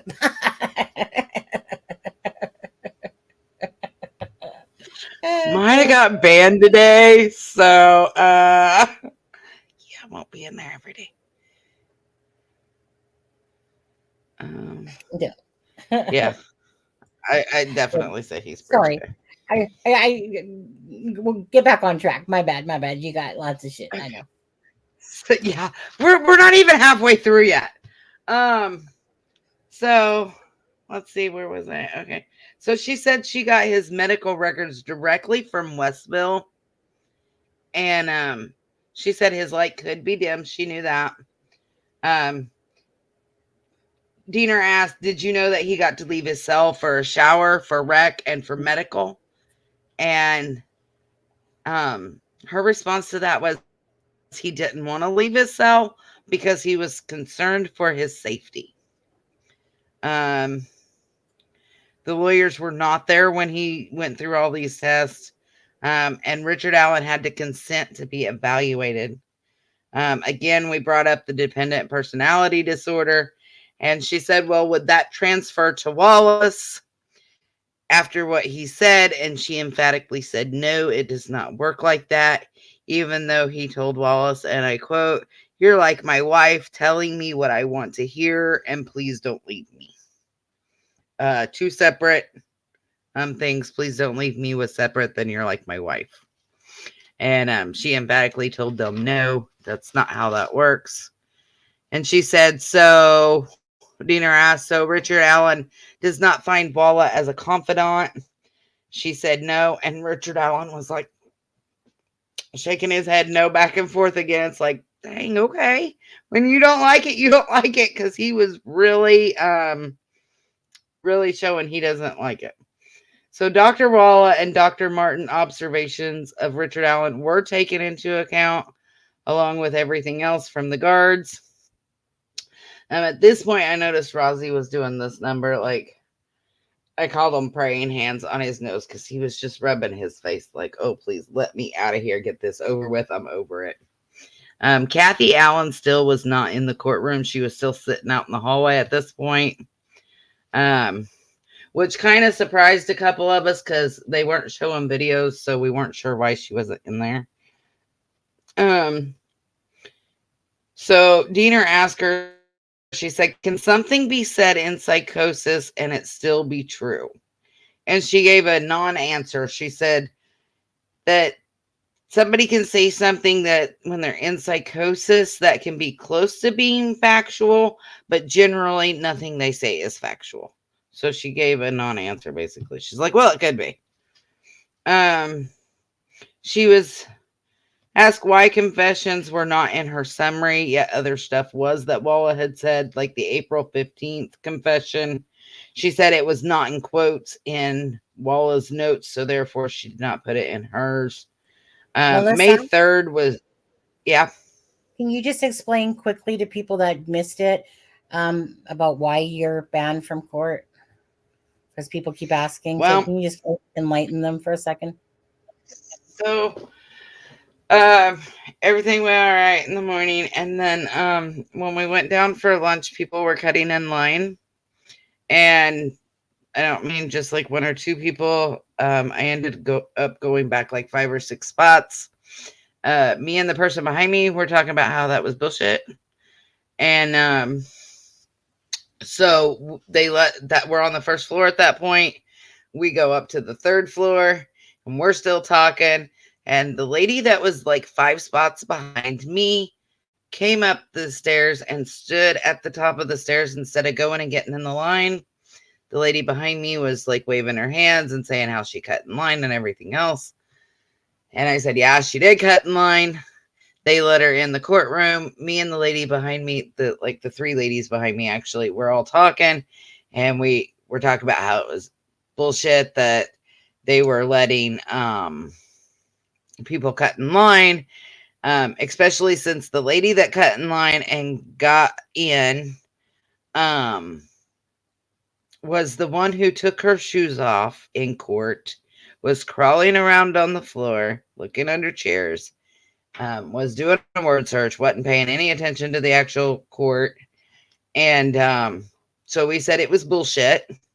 And the cop told me that if I said anything else that I would be asked to leave. And I said, okay, and turned my back on him. And so he told me I had to leave. And then when I went to go leave, they tried to make me go through a metal detector, but due to medical issues, I can't do that. So supposedly I'm banned.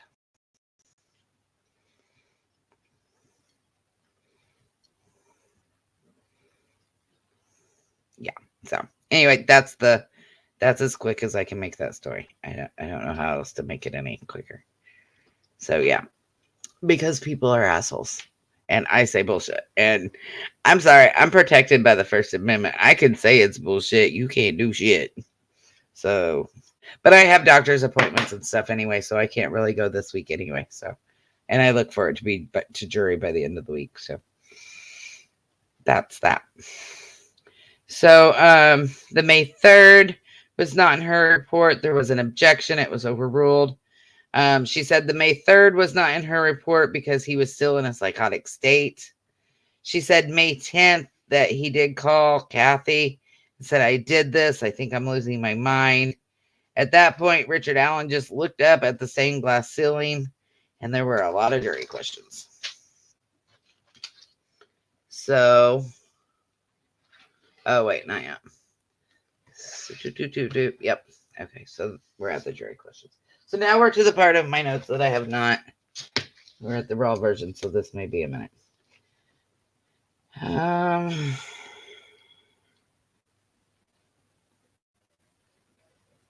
Why was he in fear of leaving his room? If he had common sense to know, to be concerned for his safety, didn't he have common sense and mental state enough to know not to confess? And she said the early symptoms between December and March, and it was because people were yelling at him. The second question was, just because somebody suffers from depression and anxiety as a child, does that mean that they're going to commit a crime as an adult? Again, she gave a non-answer. She was like, well, it could, but not necessarily. There's people that go through it and don't, and then there's people that do. So she really gave a non-answer. And then she again said that his personality test said that he was passive, and that was a test that Richard Allen and Kathy Allen both took. And the state pointed out that he was aggressive outside of his psychosis. Question 3 was pretty similar to question number 2. Just because you have depression and anxiety, does that mean you're going to be a sex addict? She said that's not necessarily true. We already went over 4 and 5 about did she watch the police video, and she did not. Was he in a full psychotic episode and a full diagnosis, or was it just the major depression disorder with psychosis? Which she said it was basically both, but it was more the major depressive disorder with psychosis. Number 6 was the objective test. Does the objective testing that she did, can it be interpreted in any other way? She said no. Most all psychologists that perform that test will get the same answer. So question number 7 was in regard to the medical history record prior to incarceration. Was he on meds? So sorry, she said no, he wasn't. So that was on me. I'm sorry, I quoted that wrong earlier. He was not on meds, according to the jury question. I wrote it down. I thought earlier she said yes, so I may have wrote that down wrong.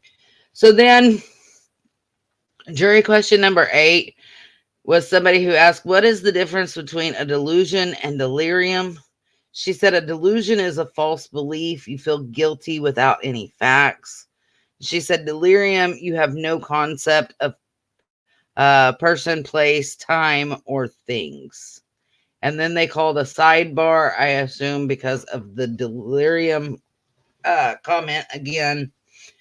And then they had a break from 11:10 to 11:30, and had an immediate sidebar as soon as we came back in. Oh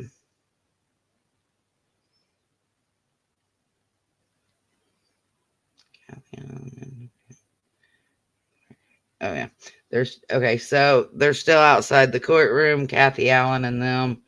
The jury came back at 11:39. The sidebar objection on the movement video was overruled.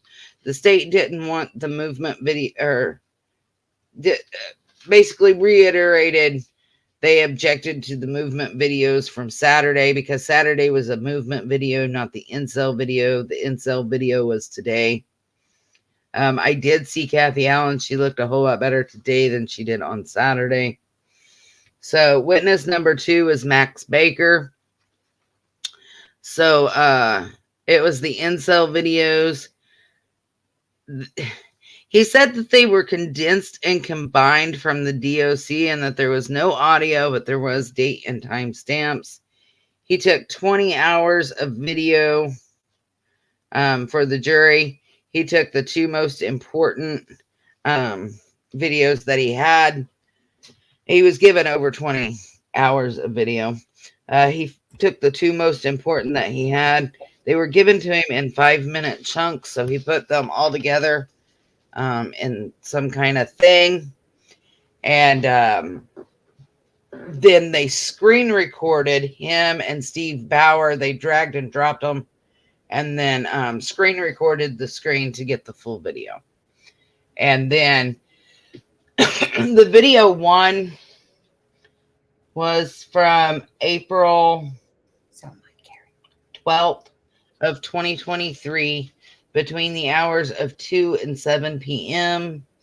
They fast forwarded the video when they played it to screen record it. So the video was only an hour and 12 minutes that had come into court.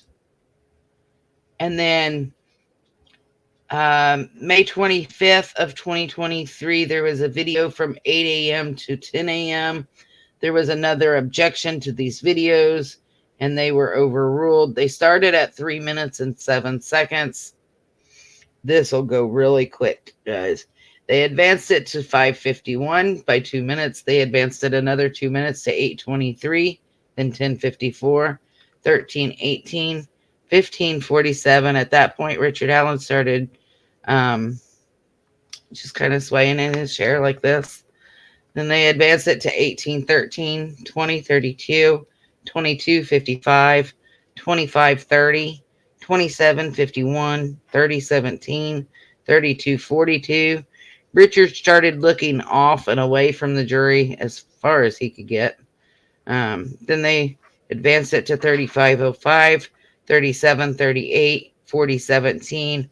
Richard Allen started looking at the floor. The jury started taking notes. The blue shirt guy from Saturday just kind of had a smug look. He had his glasses on his head and his arms were crossed. He did not want to be watching whatever he was watching.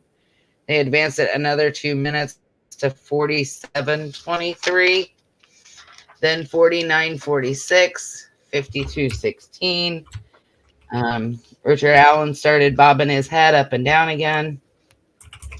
55:12, they advanced it 57:39, an hour and 6 seconds, and 1 hour, 2 minutes, 30 seconds, 1 hour, 4 minutes, 59 seconds. Rick Allen started looking at the floor. 1 hour, 7 minutes, 27 seconds, 1 hour, 9 minutes, 52 seconds. Juror number 1, he's just like this. Like, just rubbing it like, are you serious?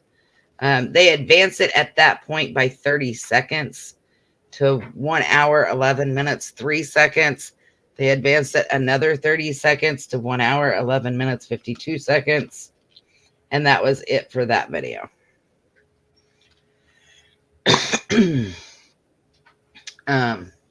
So for the May 25th, 2023 video, from 8 a.m. to 10 a.m.,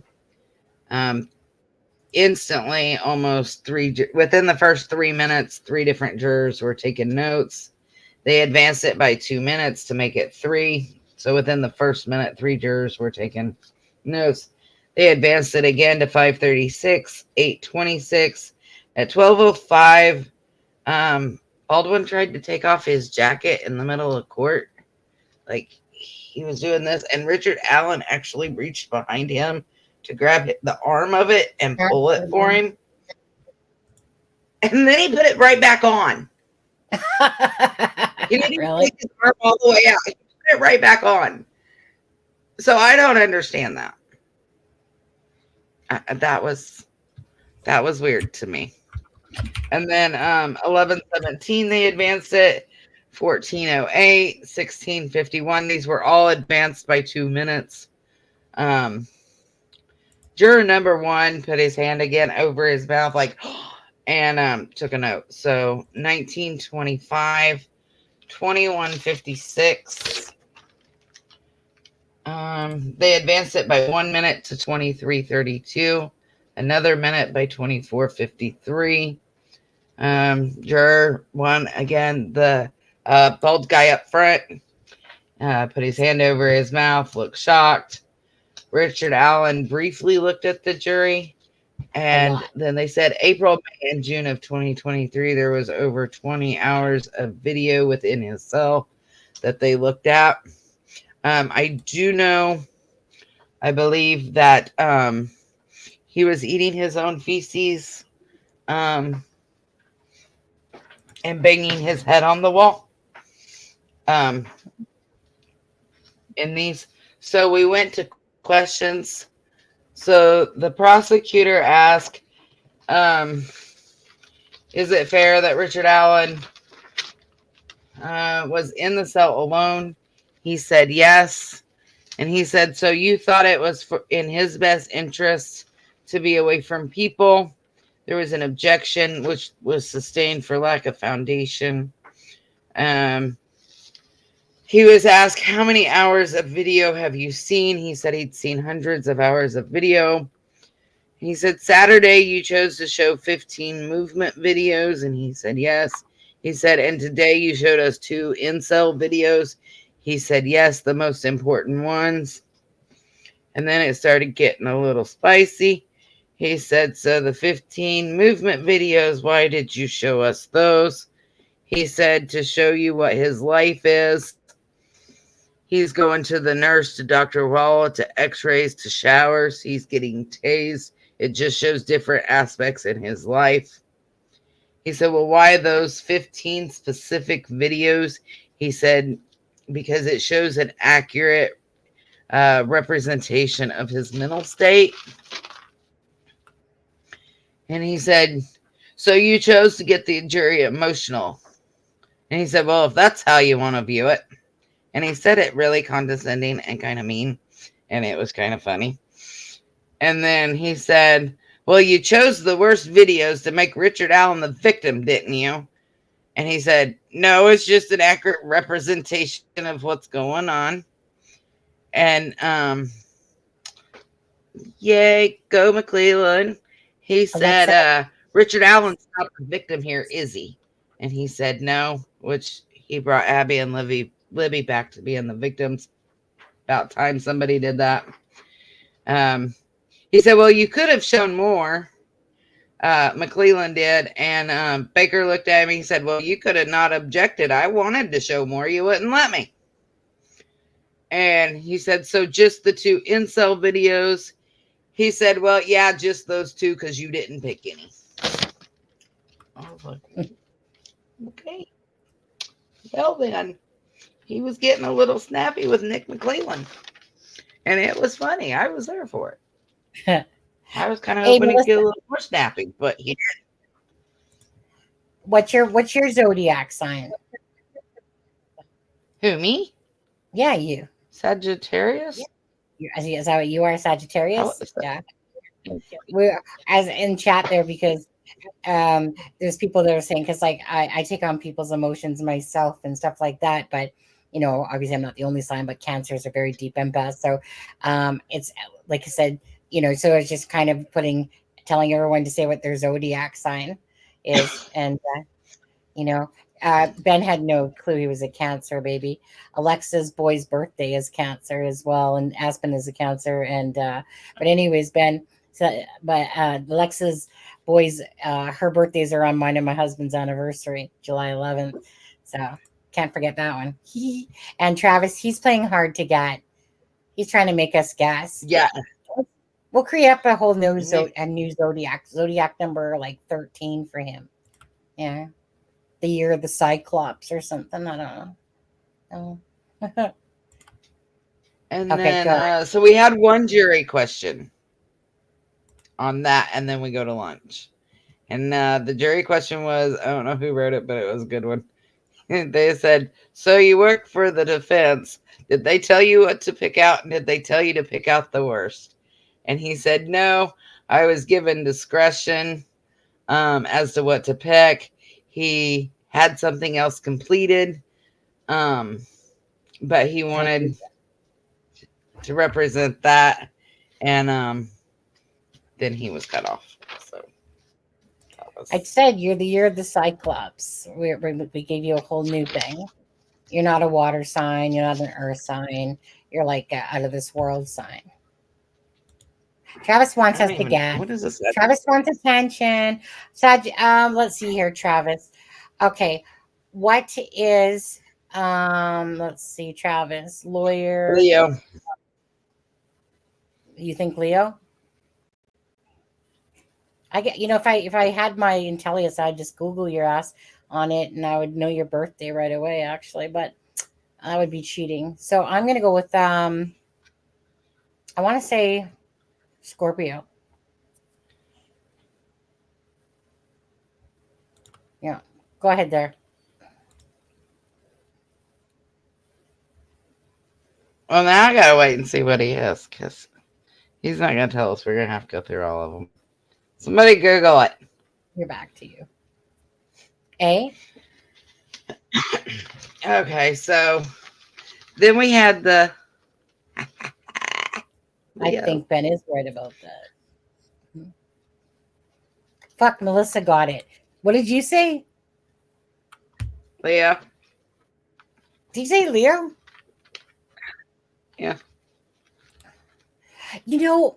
Damn it. I should have went with my gut instinct. And it's not because I would have picked Leo. It's just because I was like, that probably makes sense. I was lucky guess, really, but. So then we had the whole debacle with lunch. So I had to get notes elsewhere for you guys, but you guys have probably already heard. So, am I a Pisces? Carrie, what do you mean? Like, I thought you were going to change your name to like K.A. Pisces. And I'm like, all I see is the name Carrie. And I'm like, am I missing something? Are we not connecting? Because you can be a Pisces if you want again, or you can become a freaking Cancer if you decide. Okay, so that was that all. Cusp. Huh? Yeah, she's an Aquarius Pisces. It's like my husband. He was born on, he's a Cancer, but he was born on the cusp. He was born on the 22nd of June. And the cusp, of course, is like the 21st is when it stops. So my husband was born the day after. Sometimes I want to shoot his ass back into that one category before us. Sometimes I feel like some things he does aren't Cancerian to me, but just saying. Just go by when mom went into labor. Okay, so yeah, was that the whole... that was the morning session. So then you have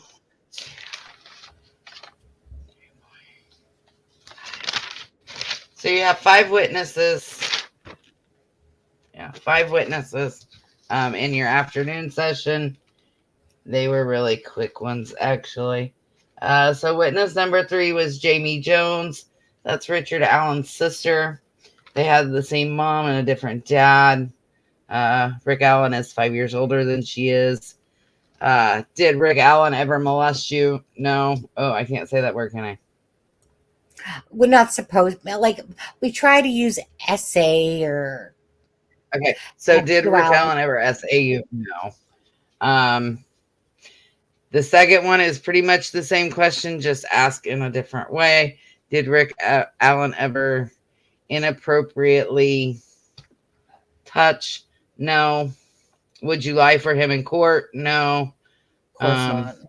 The cross-examined for that was the younger kids, who was Chris. There was an objection, not in the scope of direct, and it was sustained. Witness number 4 was his daughter, Brittany. I won't say her last name. It's out there. You can find it. We'll call her Alan. Yeah. Did your dad SA you? No. Do you love him? Yes. Would you lie for him? No. Did you go to the trail often? And did you go to the high bridge? That was objected to. It was outside the scope of the direct, and it was sustained, which I don't quite understand here in a minute. And she said there was a picture of Rick Allen in 2017 that was admitted into evidence. There was a jury question. Did you visit the high bridge in your teens? Which seems like it should have been thrown out since it was asked earlier and it was outside the scope of the direct. But I guess since the jury asked it, it's allowed. And she said, and then it was, did you go with your father? She said yes. She was scared of the bridge, so she had only crossed it a couple of times.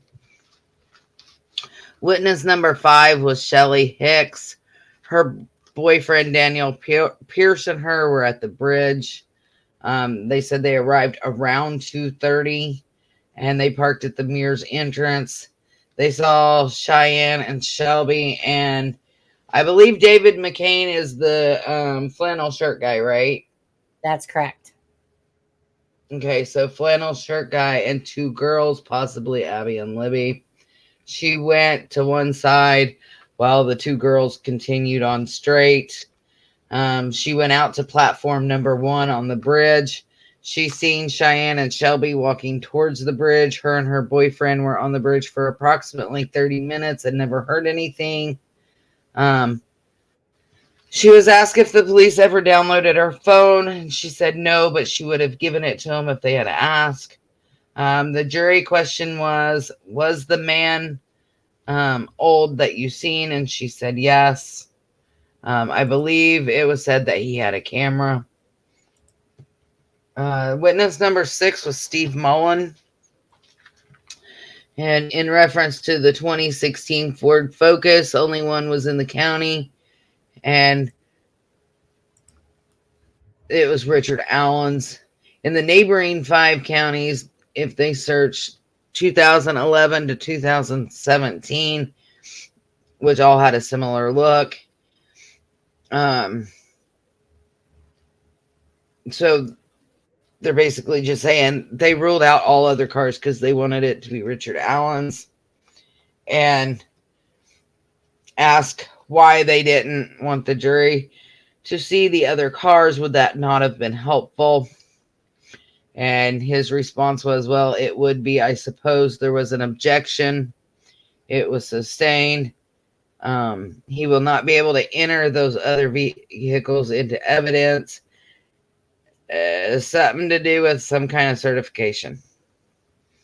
I don't understand the certification. I don't understand that. He created a log of the missing interviews, and he was told, well, that contradicts your March 18th testimony, where there was they asked him 3 different times. He said that contradicts your March 18th testimony, right? He said, was there a question that was asked 3 different times? And he finally said that he found the log in a filing cabinet. And they said, did you ever learn Libby's phone was not in the area or in working condition? It was objected to and sustained. State Trooper Harshman came into it with the Brad Weber van. Dr. Walla planted. They said, could it be possible that Dr. Walla planted the idea in Richard Allen's head from social media because a white van had been talked about. The juror question is, why would anyone discuss the van prior to Richard Allen's confession? Baldwin said that there was a Ford cargo van with no windows with a man in his 40s or 50s, and he was asking kids at a bus stop if they wanted candy approximately a half-mile away. There was a white van with a man named Aaron, and it was objected to, and it was sustained because it was outside the scope of direct testimony. And that was the end of him. So witness 7 was Brad Weber. Brad Weber came in while we were at lunch, and I can tell you, Brad Weber did not look like he was feeling his greatest today. He looked like he might have, he parked over at the tavern. He looked like he might have went in before he came into court. Just saying. Yeah. The man looked a little. I know. Looked like he was feeling pretty good. Yeah. So what happened? What happened with that whole timeline of 2:30? Was it proven that it was 2:30? They said around 2:30. Yeah. So did they have things to back it up? Do you know? They didn't download her phone, so there's no way to back it up. However, she said that she's seen Cheyenne and Shelby walking towards the bridge. I didn't think Cheyenne and Shelby got there till 3. For she Weber, also though. said that Cheyenne and for Weber. Oh, we're not there yet. Oh, okay. Yeah, we're getting there. So, Baldwin asked him. He said, "Well, when you left the stand, you were pretty upset with me." Weber said yes. Baldwin asked why. He said, "Because you were trying to tell me that what I did when I left work." And he said, "So you went straight home that night?" And Weber said yes. And Baldwin said, "Well, that's not what you told the Indiana State Police and the FBI, that you had went to work on some ATMs." And he said, "I don't recall." He said, "Well, what did you do the week before?" He said that he was out of town. He had several ATM machines in 2017 that he had to service a lot. So he says he got home at 2:30 and that he woke up at 5 or 5:30 by the cops knocking on his door looking for 2 girls.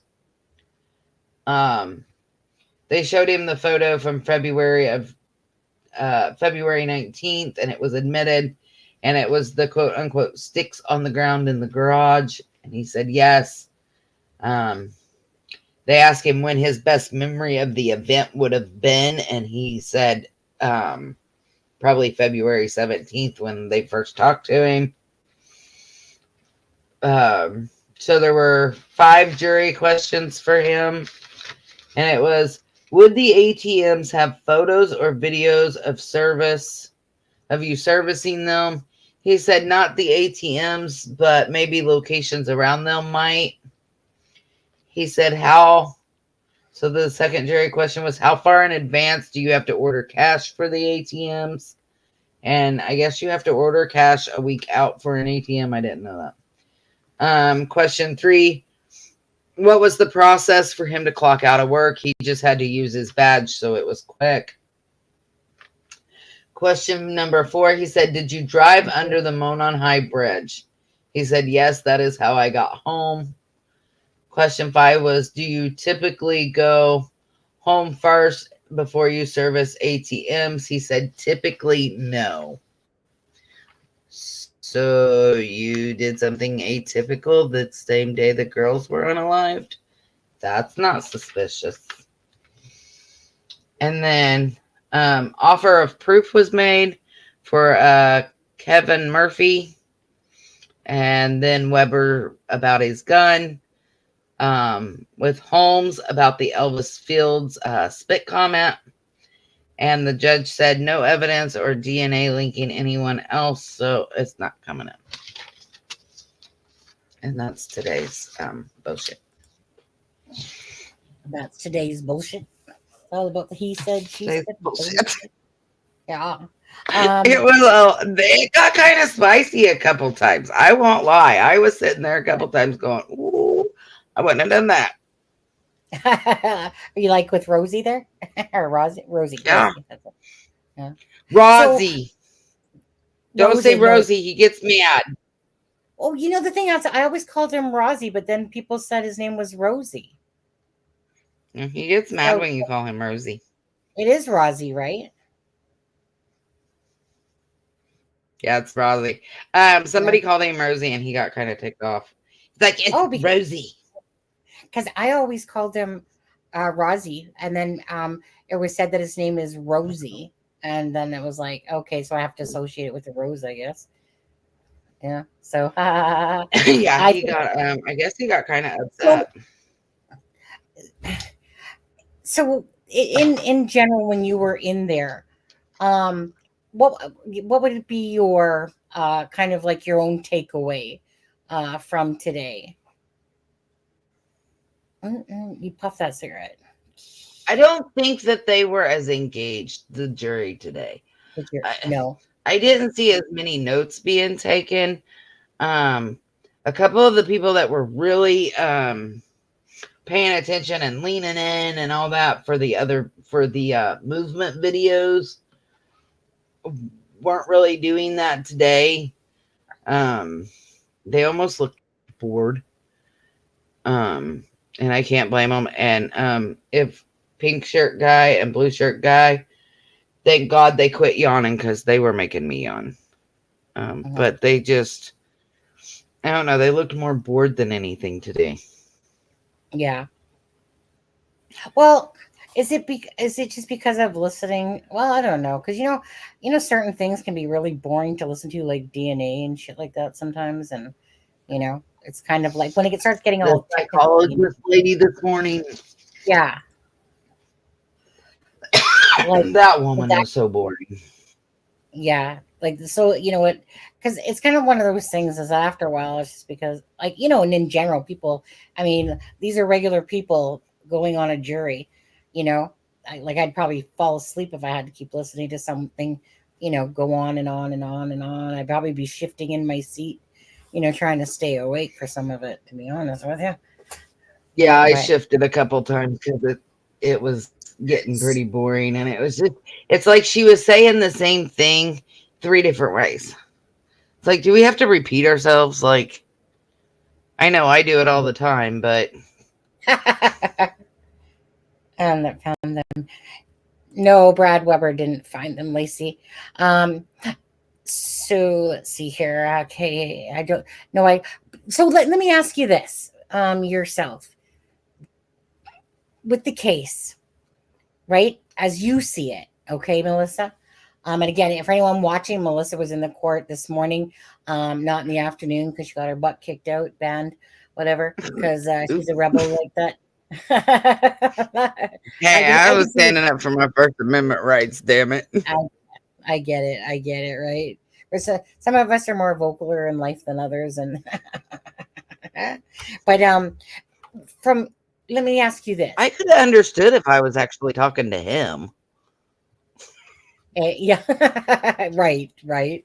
So Melissa, just in your own thoughts, okay, tell me how you think that now that we know this information that's come out with Abby and Libby's case, and for anyone that's been following the case from the get-go and stuff like that, I want to know how you think this kind of played out, like with the information that we have, and Richard Allen saying it was at his mom's, went home, went to the bridge. But how do you see it kind of playing out of what happened? Meaning, first of all, solo person, not solo person, just what's in your mind, how do you see how this crime played out that day?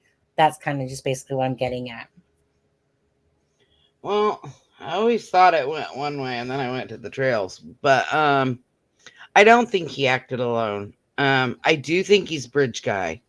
But I don't think he acted alone getting the girls over there. And if I had to put money on it, there's one person everybody keeps saying is innocent that I'm not so sure. and he testified today. So I'm not so sure that he's as innocent. Like I said, I find it awfully suspicious. You go against something you normally do on the same day that the girls are murdered. So Casey, you're talking about Pat Brown. Go ahead. So that makes me wonder if he wasn't somehow, hey, you get them to my house and then we'll figure it out from there type thing. Because they never have, to my knowledge, looked at any of his buildings, but I don't know. Like I said, my opinion of this all changed after I went to the trails, and so I've pretty much thrown out everything I ever thought.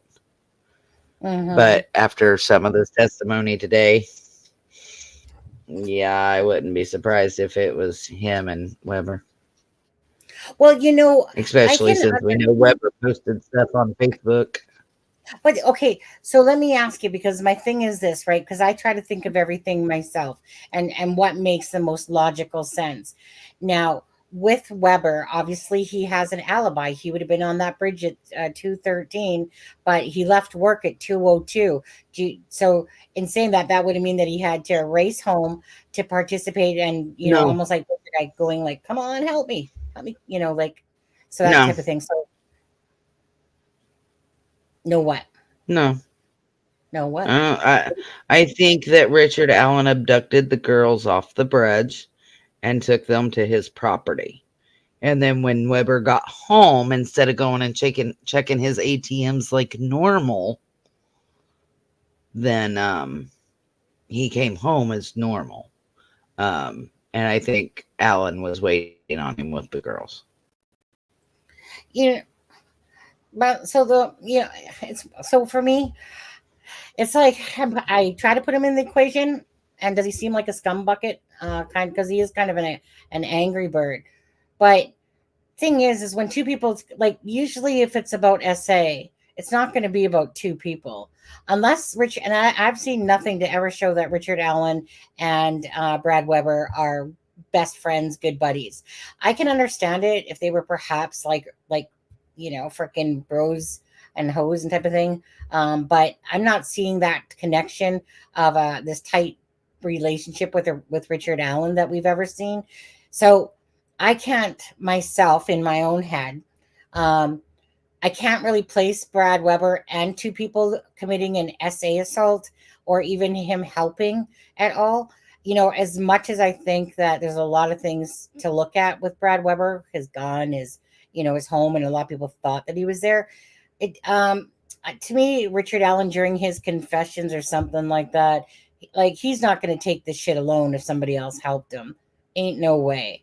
He would, how it is when you're sitting there doing time and shit like that, and you're thinking like this other person's a free bird while I'm sitting there doing this. I can't see that, because I can only see that as if it's a really good friend that you're just about not to call out or something like that. I personally, as much as we always thought it was more than one, I can see Richard Allen playing this out when a gun's involved, and you got it against the girls. He was definitely in a lot better shape. I don't believe in this whole because he had a heart stint or whatever the heck it was and shit like that. Adrenaline does crazy things. So for me, I personally see it as that Mr. Little leprechaun there had an infatuation, with young girls, or infatuation to sexually assault. I think he's a fucked up dude, honestly. I think that's why I think Libby was the target. I think Libby was the target for sure. Yeah, I do feel like Libby was the target, and Abby was kind of what we've always thought about her, that she was like collateral damage, really. But I see his story being truthful. And I don't say that I don't want people to think we're saying that she didn't matter. I mean, she does. I just don't think she was the target. No, I don't know another way to say it than the way we said it. Yeah. When somebody's adrenaline's pumping, and stuff like that, you can do amazing things of strength and stuff like that. I honestly, now, my opinion is it's one person. To me, it's Richard Allen. He's a fucking internal perv, little sexual predator type of person that has weird fucking fantasies. Probably, waxes Willie multiple times to the fucking porn and shit. And I seen him. No, he does that while he sings karaoke, according to the jail videos. Yeah, right. But and so it's kind of like, yeah, he can have a wife, and I love my, yeah, he just seems like an insignificant, like, or at least he feels, and he probably is, an insignificant nothing to the world, has issues with all that shit, whatever fucking mommy issues, daddy issues growing up, that leads to all those things. Because we all know that thing, like, we could all be sisters and brothers and live in the same house, and we all could have totally different things that happen to us, right? Experiences, anxiety, whatever, and stuff like that. I mean, I've seen that shit happens. I don't know about his home house, but I'm just going by my own interpretation in my head, is that he was, this fantasy came to fruition.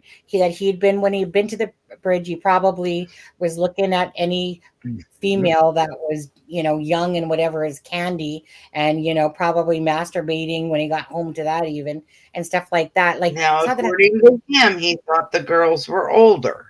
Well, come on, right? Give me a fucking break. But hey, I mean, if he's got a mask Bullshit. on, yeah. So I just see that, yes, he got spooked by the van. Girls ended up over there. They wouldn't be able to identify him. He made that comment about having more time with his family. So exactly that. If he would have left them alive, he was toast probably. So see, I always thought, and like I said, my opinion on this, I don't even know what to think anymore. I'm just spitting stuff because I was told some things this morning that lividity had not set in on either of the girls, and lividity sets in relatively quickly. That's where the blood pools when you diet. Like, whatever position you're in, the blood will pool to the lowest part. So if you're on your back, your heels and your buttocks and all that is going to get the main part. Whereas if you're on your stomach, it's going to be more like your toes and your, chest. Lividity had not set in when the girls were found. However, lividity had set in by the time that they got to the morgue. So I asked about whether or not they were in rigor, because rigor sets in 6 to 12 hours. You're in full rigor. I wrote it down. Starts 2 hours after death. Rigor breaks 30 to 36 hours. So when they're talking about they can't figure out a time of death, they could have went by rigor to narrow it down, because depending on where you're at in rigor, whether you're first started, you're in full rigor within 6 to 12 hours. And then you're out of it between 30 and 36. 12 to 18, your body is in it's you don't come out of it. You're just there. Rigor does get a little slower if it's cold. Hotter, of course, it gets quicker. We've all watched crime shows. If it's hot outside, you decompose easier, which means rigor broke quicker because it was hot. But I just feel like, for me, even if they couldn't figure out the rigor, I have issues with the girls not having lividity. But yet, by the time Libby got to the morgue, there was lividity. That says a lot for me. And I mean, you can tell movement by lividity. So where was it? The blood under Libby was not congealed, which means it had not clotted yet either. And that happens within hours as well. So Um, I don't know. I just don't know what to think anymore. Because when I find out information like that, I went to the I had one idea and I went to the trails and I had another idea. Then I went to the bridge and I got another idea. Well, you did say you're a flip-flopping fish when it comes that you're 1 minute. So I'm just a fish out of water. And then when I got told that about the no lividity this morning and the blood still trying to clot, I was like, that worries me. That throws what I thought in my head off, because I thought when the phone stopped moving, they were gone. I mean, they were there. She laid on the phone. She died where she was at. The phone was under her, Well, so I think a lot of people think that without really thinking that through. Just because it stopped doesn't mean she died then and there. They said that she died where she laid. She was on the ground when she was stabbed. She died. Yeah, you're talking about Abby. Mm-hmm. Yeah, right. Yeah, and the phone was under Abby. So unless the killer, whoever he was, killed Abby, then killed Libby, then collected the phone and the shoe and put it under Abby. No. Libby or Abby, yeah. The whole phone under the shoe doesn't make sense to me. That's what I said, Alexa, is it's in slower in cold weather. Yeah. Explain it. Yeah, I'm curious. What is liability again exactly? Like Lividity? Lividity. Lividity? Yeah. Explain it. Basically, when you die, it's whatever position your body. So if you're let's say you're on your side and you're like this, when you die, lividity is basically the pooling of blood. Okay. Right. So you're going to have lividity and it's going to look like a bruise and it's going to be here. Okay. Because this is the side that's down. Now, if you're on your back, it's going to be here because this is the side that's down. So like I had a guy one time, we went to a scene and he had lividity and that's how I knew he was dead, besides other things. But it was on his side, but when like on his hip and stuff, he had one part, but it's like his body was turned. So he had lividity in another part. That's how we knew that he had been moved. And it wasn't what we thought it was. So right. Yeah, I mean, it depends on a number of factors, but the girls were out there a long time overnight. If you believe what the state is putting down, and that the girls were gone by 3:30 and they weren't found until noon the next day, they should have had lividity. It shouldn't have been a question. It shouldn't have been. And see, that's the part that gets me, is she should have either had lividity or no lividity. So if the blood was drained, like people are saying, she wouldn't have lividity because there wouldn't be any blood to pool. But she did not have lividity when they found her, but she had lividity by the time she got to the morgue. Oh, I see. So when she got to the morgue, she had it.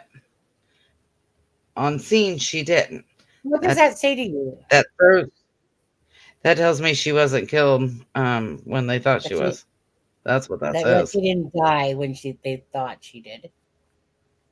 And that could be very true. And it brings me back to somebody said long time ago, when the case first happened, there was a rumor going around, and I mean, no disrespect to Libby or Abby's family when I say this, but that Libby lived through the night and died the next morning. That was Abby that was said that. I thought it was Libby. Was that Abby? Okay. Abby. Yeah. So I mean, maybe it was Libby. I don't know, but the lividity doesn't it doesn't match up with what the state's saying.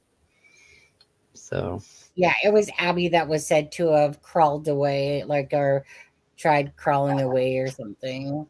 And that she lived yeah, to the and we next. know that didn't happen. Right. But know we that do part. know that Libby was up walking around the crime scene after she was Mhm. injured.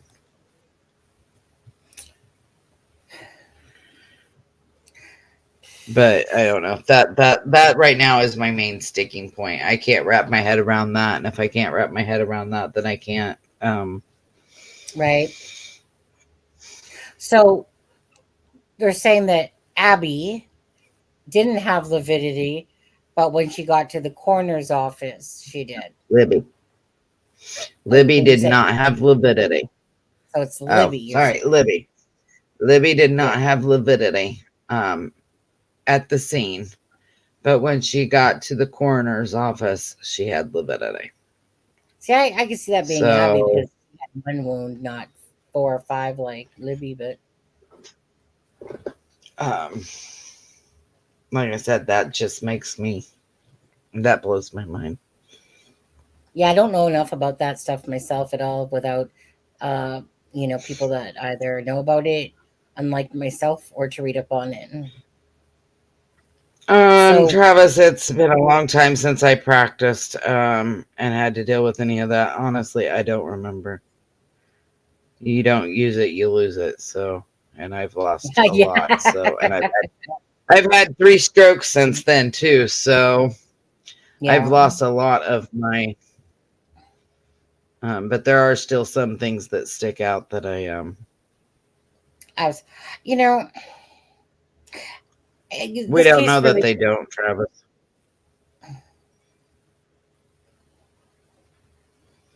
About what? For a pretty big sticking point. He said, Yeah. I, I still think. I mean, at the end of the day, there's the fine details about, say, timings of death and blah blah blah blah blah blah blah.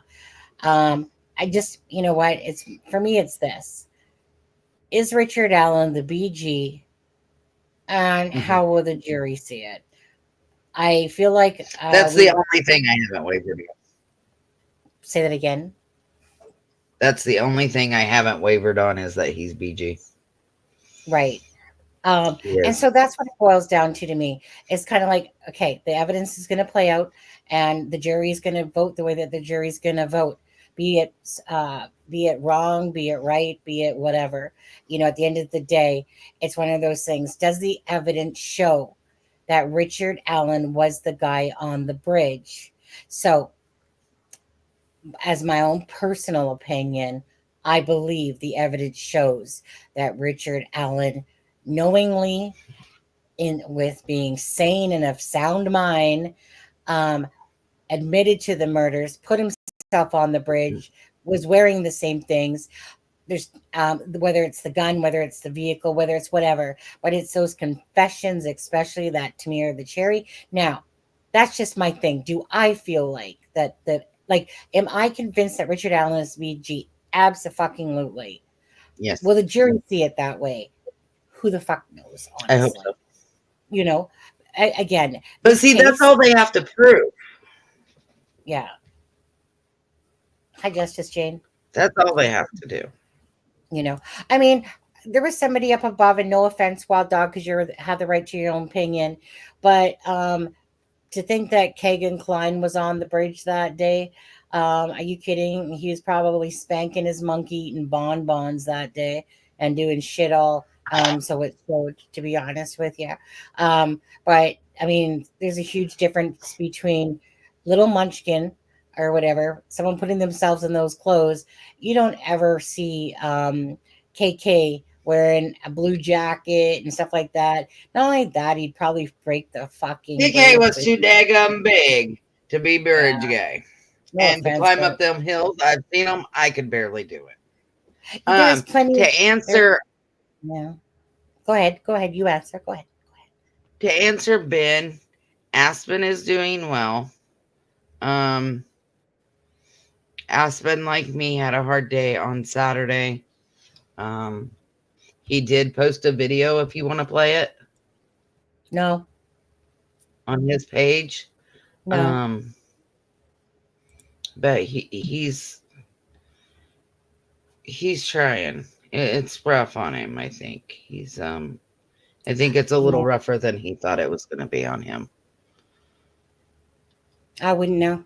So, yeah, that one I'm just going to leave to know, because as you probably know by now, there. This is a case we've been covering for a long time, but I don't want you to feel, um, because Aspen is someone that you know. He's someone that I know. Regardless, that he will not be on our channel anymore, and I'll be talking about that maybe a little bit. But no, this was a case for a long time that we have been waiting for. You know, you don't ditch your partner in the midst of everything, and so I'm not. That's why it's kind of like I don't want to bring that stuff up with him, right? Like, or talk about that stuff. But Aspen, yes, he does have very deep emotions. Um, but how he's gone about things doesn't sit right with me. And not to your friend, not to your co-host. But I do understand that everyone handles things differently. But I don't agree what's happened here at all. This was a case we've been covering. You've been gracious enough to take his seat for him. I get the fact that you're literally talking with him personally, and I get the fact that he has deep emotions beyond most people's emotions, on there. And this is a hard case, and it's a case we've been following. We knew it was going to be a hard case. We were waiting for this moment to come along, and you've given more coverage than my actual co-host. But that is something that I'll deal with personally as a friend, because I'm very disappointed with my friend for something that we were waiting for. So I'll leave that because I don't want you to feel like, like Sunny is different than Aspen, right? I don't like it when people feel like they have to take a side or dislike that. No, it doesn't have to be anything like that, you know. But for everyone that's there and everyone that is chairside, this whole case has been devastating for the people that have followed it, devastating for the families, of course, first and foremost, devastating to the victims that lost their lives that day and stuff like that. And I can only imagine, Melissa, having to sit in court and look, even as the podcasters, anyone that's emotionally attached to this case, that has spent years, not these newcomers that come on right now, like the lawyers that have never covered it before, but maybe followed it.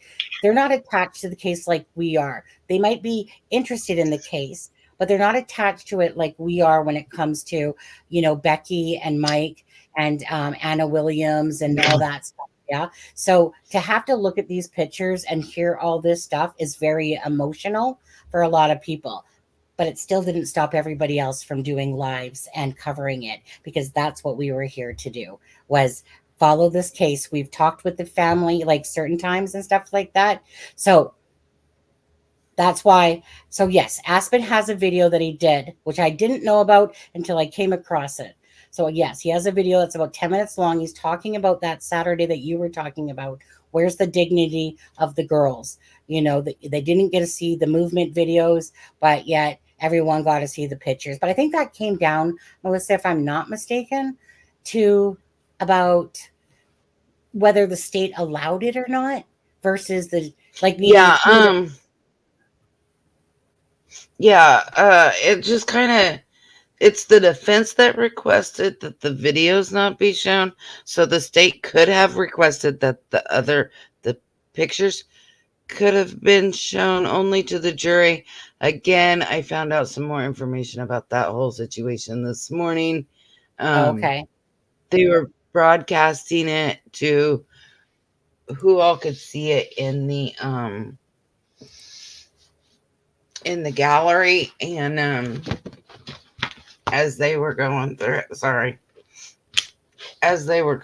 it, they accidentally went too far, and they jumped. The state did, and they jumped from a crime scene picture that was far away to a very close-up picture from the autopsy, and I guess there was an audible gasp in the gallery when that happened. So the state could have done the same thing that the defense did, but they didn't. So for those of you, I got a cigarette going. Hold on, let me put it out. I made like a somewhat drawing. Do not judge my drawing, okay? I won't. And if you want me to, I like it when bigger, when Laura Lee holds her drawings up. She's like, "Don't judge me." Okay. Yeah. No, that's the courtroom. And so right here is the bench where the judge sits. So here is where the witness sits. Here's the jury. You've got the defense and the prosecution, and then this is the TV. It takes up almost the whole well. But I did that the other day. My first day out there. But I've just witnessed family taking notes, and I've witnessed conversations and conversations that broke my heart. I sat the first day, like I said, you had Derek on one side of the aisle, and then you had Aspen, 2 more people, and then me. Today I sat right across the aisle from Timmons, Libby's biological mom, and kind of sat right behind Mike and like catty corner from Mike and Patty. Mike and Becky, Patty. I'll spit it out. It's been, oh wow, yeah, we are going on way too much for no sleep. I was gonna say, you poor thing. But you guys, it's been hard to watch it.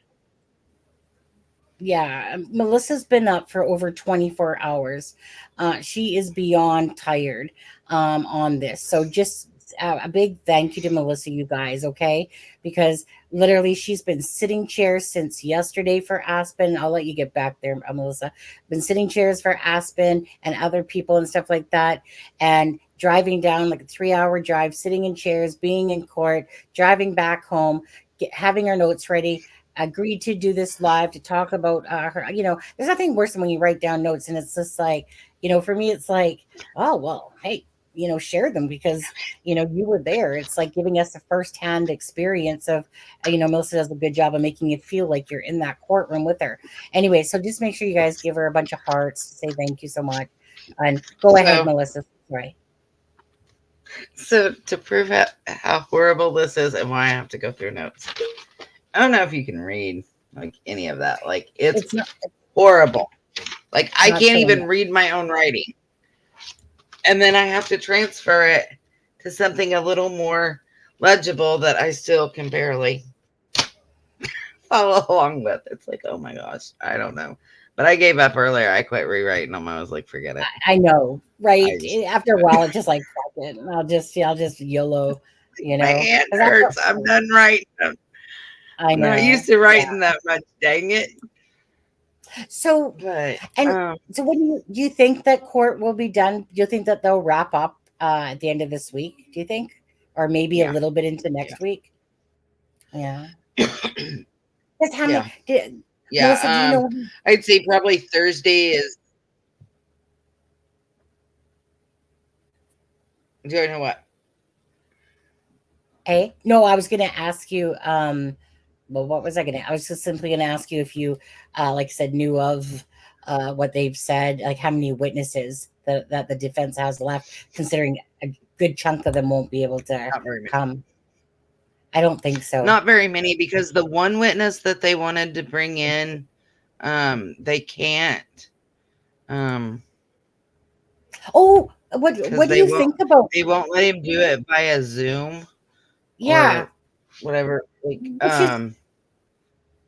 which is silly. Like, I mean, I agree with Ben. If it was the state asking, it would be approved. yeah, You know, and yeah. yet the If it was defense the is state, it'd asking. definitely be approved. Absolutely. How But can we they find only people? had, like I said, when they started on Friday, they said that if the third party evidence wasn't allowed in, they had 4 days of testimony, and that included Friday. So that was Friday. Let's take out Saturday for a minute. So Friday, Monday, Tuesday, Saturday was a half day. So, maybe Thursday, and then I think the Closing Wednesday, statement. Thursday, somewhere in there, defense is going to rest. I think opening statements will be either Saturday or Monday because we got to leave time for rebuttal. But I really don't think there's going to be a whole lot of rebuttal. Just because what are they going to rebut? That he was crazy in jail? Like, Right. I mean, the defense really hasn't put anything forward that much for them to, refute. So, Yeah. I don't see that. On that. I My really think husband. by Monday or Tuesday we're going to be at jury, Yeah. and I don't think it's going to take long for a verdict. If we're either going to go quick with the verdict or we're going to have a hung jury, but I'm hoping quick with the verdict, and Yeah. I'm hoping what I heard today from family isn't true. So You heard what? The witch? Some of Did the you say? family does not think he will be. Some of the family does not think he will be convicted, And they might not be. and that breaks my heart. It does. I don't see a not guilty verdict though. I'm not seeing that. I'm seeing hung, jury, or guilty. I'm not seeing the innocent myself. Now, in saying that, so my husband has sent me a message saying it's bedtime, baby. Because you guys, it's 1 minute till 11:11 in the PST time. So for anyone that knows that the 11:11, then you guys know. Make a wish. Talk. It means a loved one is around you. So who's ever up in heaven, tell them hi. They're always around you, by the way. They also need to charge conferences. But anyway, to and agree to jury. But so yes. So I just want to say this, that on Friday, Alexa and myself. Oh, thank you. Thank you, Carrie. Wanna thank you. Okay. Don't think you're getting half of that either, Melissa. That's mine. I don't want it. You can keep it. Take YouTube's money. Nah, thank you, I Carrie. just need a nap. Yeah, I know that. I was gonna say. So on Friday, Alexa and myself will be on the Drunk Turkey Show, probably around 9 p.m. Eastern Standard Time. So if you guys don't know who the Drunk Turkey Boys are, actually, I got their link here. So that's Friday. We're going to be on the Drunk Turkey Show talking about Delphi. It's been a minute since we've been on the boys show, or they've been on here. That's with, of course, Daniel, Jaime, and Big Blue. Yeah. So if you guys don't know who Big Drunk Turkey Show is, go over. There's a link. Subscribe. We're going to, like I said, be on there, me and Lexa, Friday with the boys or whoever shows up. Not really sure how many boys are going to be there this time, but great group, like just a great group of people on there. And someone said, where can I think someone thinks that perhaps you have a YouTube channel or something like that. Yeah. Someone said, me? Yeah, you, because they were asking basically almost to say what's your socials like. But I think I don't know that you have any, right? Do you? I have a channel, but you never use it. It's one of those things that you don't use. Gaming and sleuthing. It's gaming and okay. sleuthing. I don't. Yeah, gaming and sleuthing. So yeah, you guys. Okay, so thank you guys for coming in tonight, Melissa. Thank you so much. What a effing long day for you. I know it's been such a crazy day. Thank you again for sitting for Aspen and for anyone else that you helped out there and just being that person, that really good heart person that is selfless, and you are that way. I know you are that way. You're a great heart, I great just want individual. justice for the girls. I know, And but but at the end of the day, though, doing stuff that you're doing shows what kind of huge heart you do have, and stuff like that. So it was very much appreciated, and I'm sure that Aspen is very much appreciative for some extra sleep and stuff yeah, there. I know Tom Webster went back home now, and and all that, but yes. I know that your ass got banned from the court now. So at the end of the day, it's just going to ride out. It's just going to be, what? It's just going to be a matter of getting to the point where this defense rests and we see, what? It is what it is, you guys, right? There's going to be some severe uprising, though, if he is found not guilty. Yeah, and I actually, to be honest with you, if he does, I'm honestly worried for his that a target would be on him, to be honest, because these It's people. it's been said a lot outside of court that he won't make it far Well, I mean, by listen to Anthony a Greeno. lot I of mean, he people. freaking made a video A threatening lot of him. people. Yeah. You're welcome. This is a hard case. It's a very hard case. But the bottom line is it's been a fight for justice for Abby and Libby. And even if it does not go the way that we want, or if it does, then good for you on that, however it works out. But if it doesn't go the way that we want, at the end of the day, it's kind of like karma is a bitch to me. And karma has the ultimate answer for people that get off of things that they didn't do. And he has to live with his own self this entire time. As long as the family feels like, what, we got the answers we need, and that the court system sadly has to prove beyond a reasonable doubt, that something happens.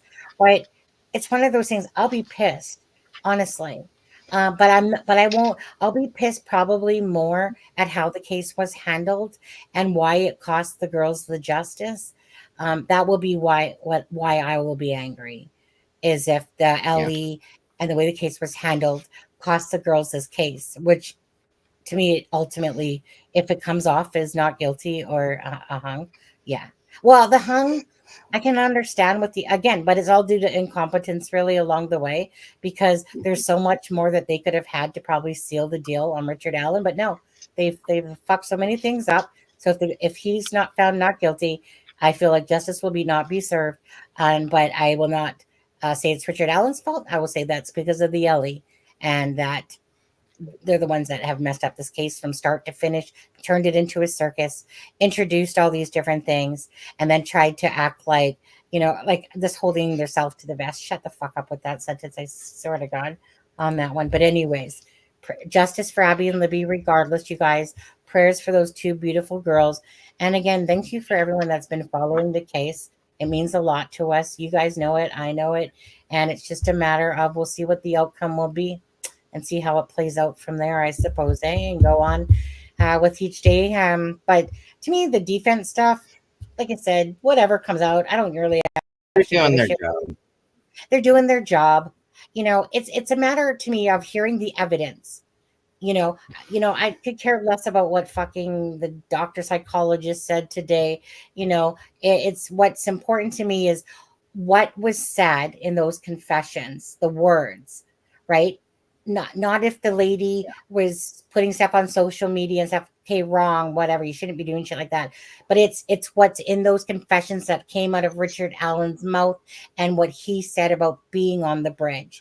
It's about those things that mean to me the most, if I'm looking at somebody's guilt or innocence myself, like where the truth lies in that.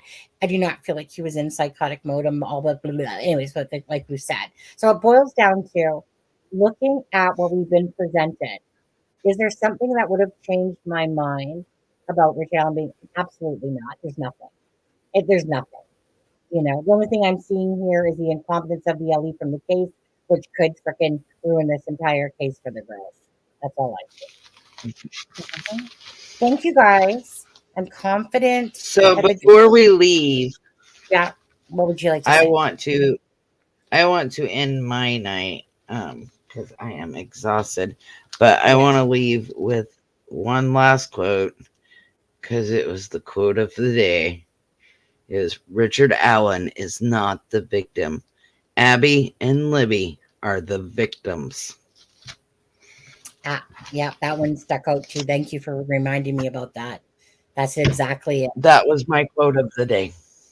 Right, exactly. Richard Allen is not the victim. It's absolutely. When I heard that on that, I don't know if it was on this or no. I think I heard it. Oh, I think I was listening to Deb because I was watching Deb's video today, and I think that's maybe where I heard it, and I was like, exactly. He's not the victim at all. I was surprised I didn't get yelled at by Gold because as soon as it was said, I went. So I was surprised Gold didn't yell at me. Anyways, Melissa, much love. Go get some rest. Thank you so much. I'm out. Please go get some sleep. Have a great night. You too. Oh, thanks, Days Melissa. later, chat. Okay, thank you so much. All right.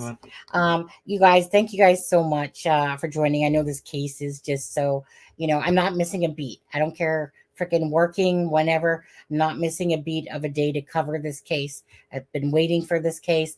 Well, we had been waiting for this case, but I'll say me now. So I've been waiting for this case, this whole entire time, get to the point that we're at the trial. Now we are, and this is what I've been waiting for. And, I don't know that the outcome is going to be what we want, but at the end of the day, nothing will ever bring Abby and Libby back, no matter what. We always hope that justice will be served. We'll see how it goes, and cover the case until it's over, to be honest with you. If there is an appeal, I don't know if the family would want to do, like if there is a hung jury, I don't know if the family, but we'll see. We'll just see how it goes. You guys, God bless. Have a good night. And we'll see you guys tomorrow night. Again, this week I'm working 12 to 8, but Friday and Saturday I'm off. But Friday we'll be on the Drunk Turkey show. Me and Alexa with Daniel and I'm not sure, and the boys. Okay.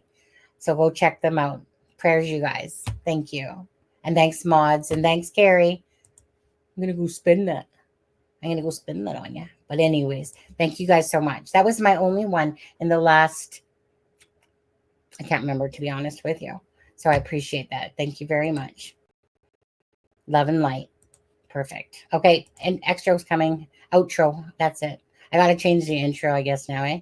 A Norfolk night, the world is cold. We stand surrounded, we are not alone. Within my referee, there's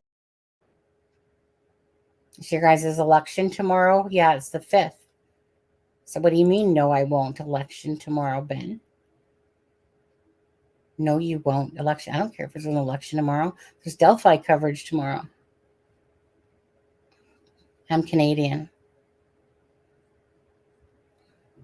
Do I dare ask who you guys are voting for? Or are you guys afraid to be mobbed if you say the wrong person? Yeah, I best not probably talk about politics. Just saying. I can say it because I'm from Canada, so I don't really have a way in it. But if I was to be a betting person, wait, you won't see? Yeah, why won't you see me tomorrow? That's what I'm saying. Why won't you see me tomorrow? Won't see you. Oh, because what? Well, hold on. Voting takes a couple of minutes. So if everyone's out at doing that stuff, enjoy your election and stuff like that. I got no vested stuff in it, but I still think that Trump is going to take it. Oops, my bad. Are we back? Well, we kind of didn't leave because Ben made a comment, something like, we won't see you tomorrow. And I'm like, well, you know what? You can have me up here and be on another channel at the same time. Look, if I have one viewer and the name is Carrie or KCL or Alexa, I do not give a shit. Actually, The after party. Anyways, I won't even be on till like 9. What time does the election end? Like what time? Like what time does it end? You guys vote, but what time is the official stopping time? And then they all sit there and count the votes. What time does that happen? Do you know? They won't let him into Canada. You guys can have our prime minister. I mean, he's kind of better looking of the most of prime ministers and presidents, to be honest with you. I feel like our prime minister, if he, unless like he should really like, close this and just stare. I can handle him. I can handle looking at our prime minister. All right. Anyways, you guys. Oh, there we go. Good night, Sharon. Angels on your pillow. Oh, right. Husband has to go to bed. Shh. Sonny, stop talking. Okay, fine. Extra's coming. Or outro. A Nordic night, the world is cold. We stand surrounded, we are not alone. Within my reverie, there's hope.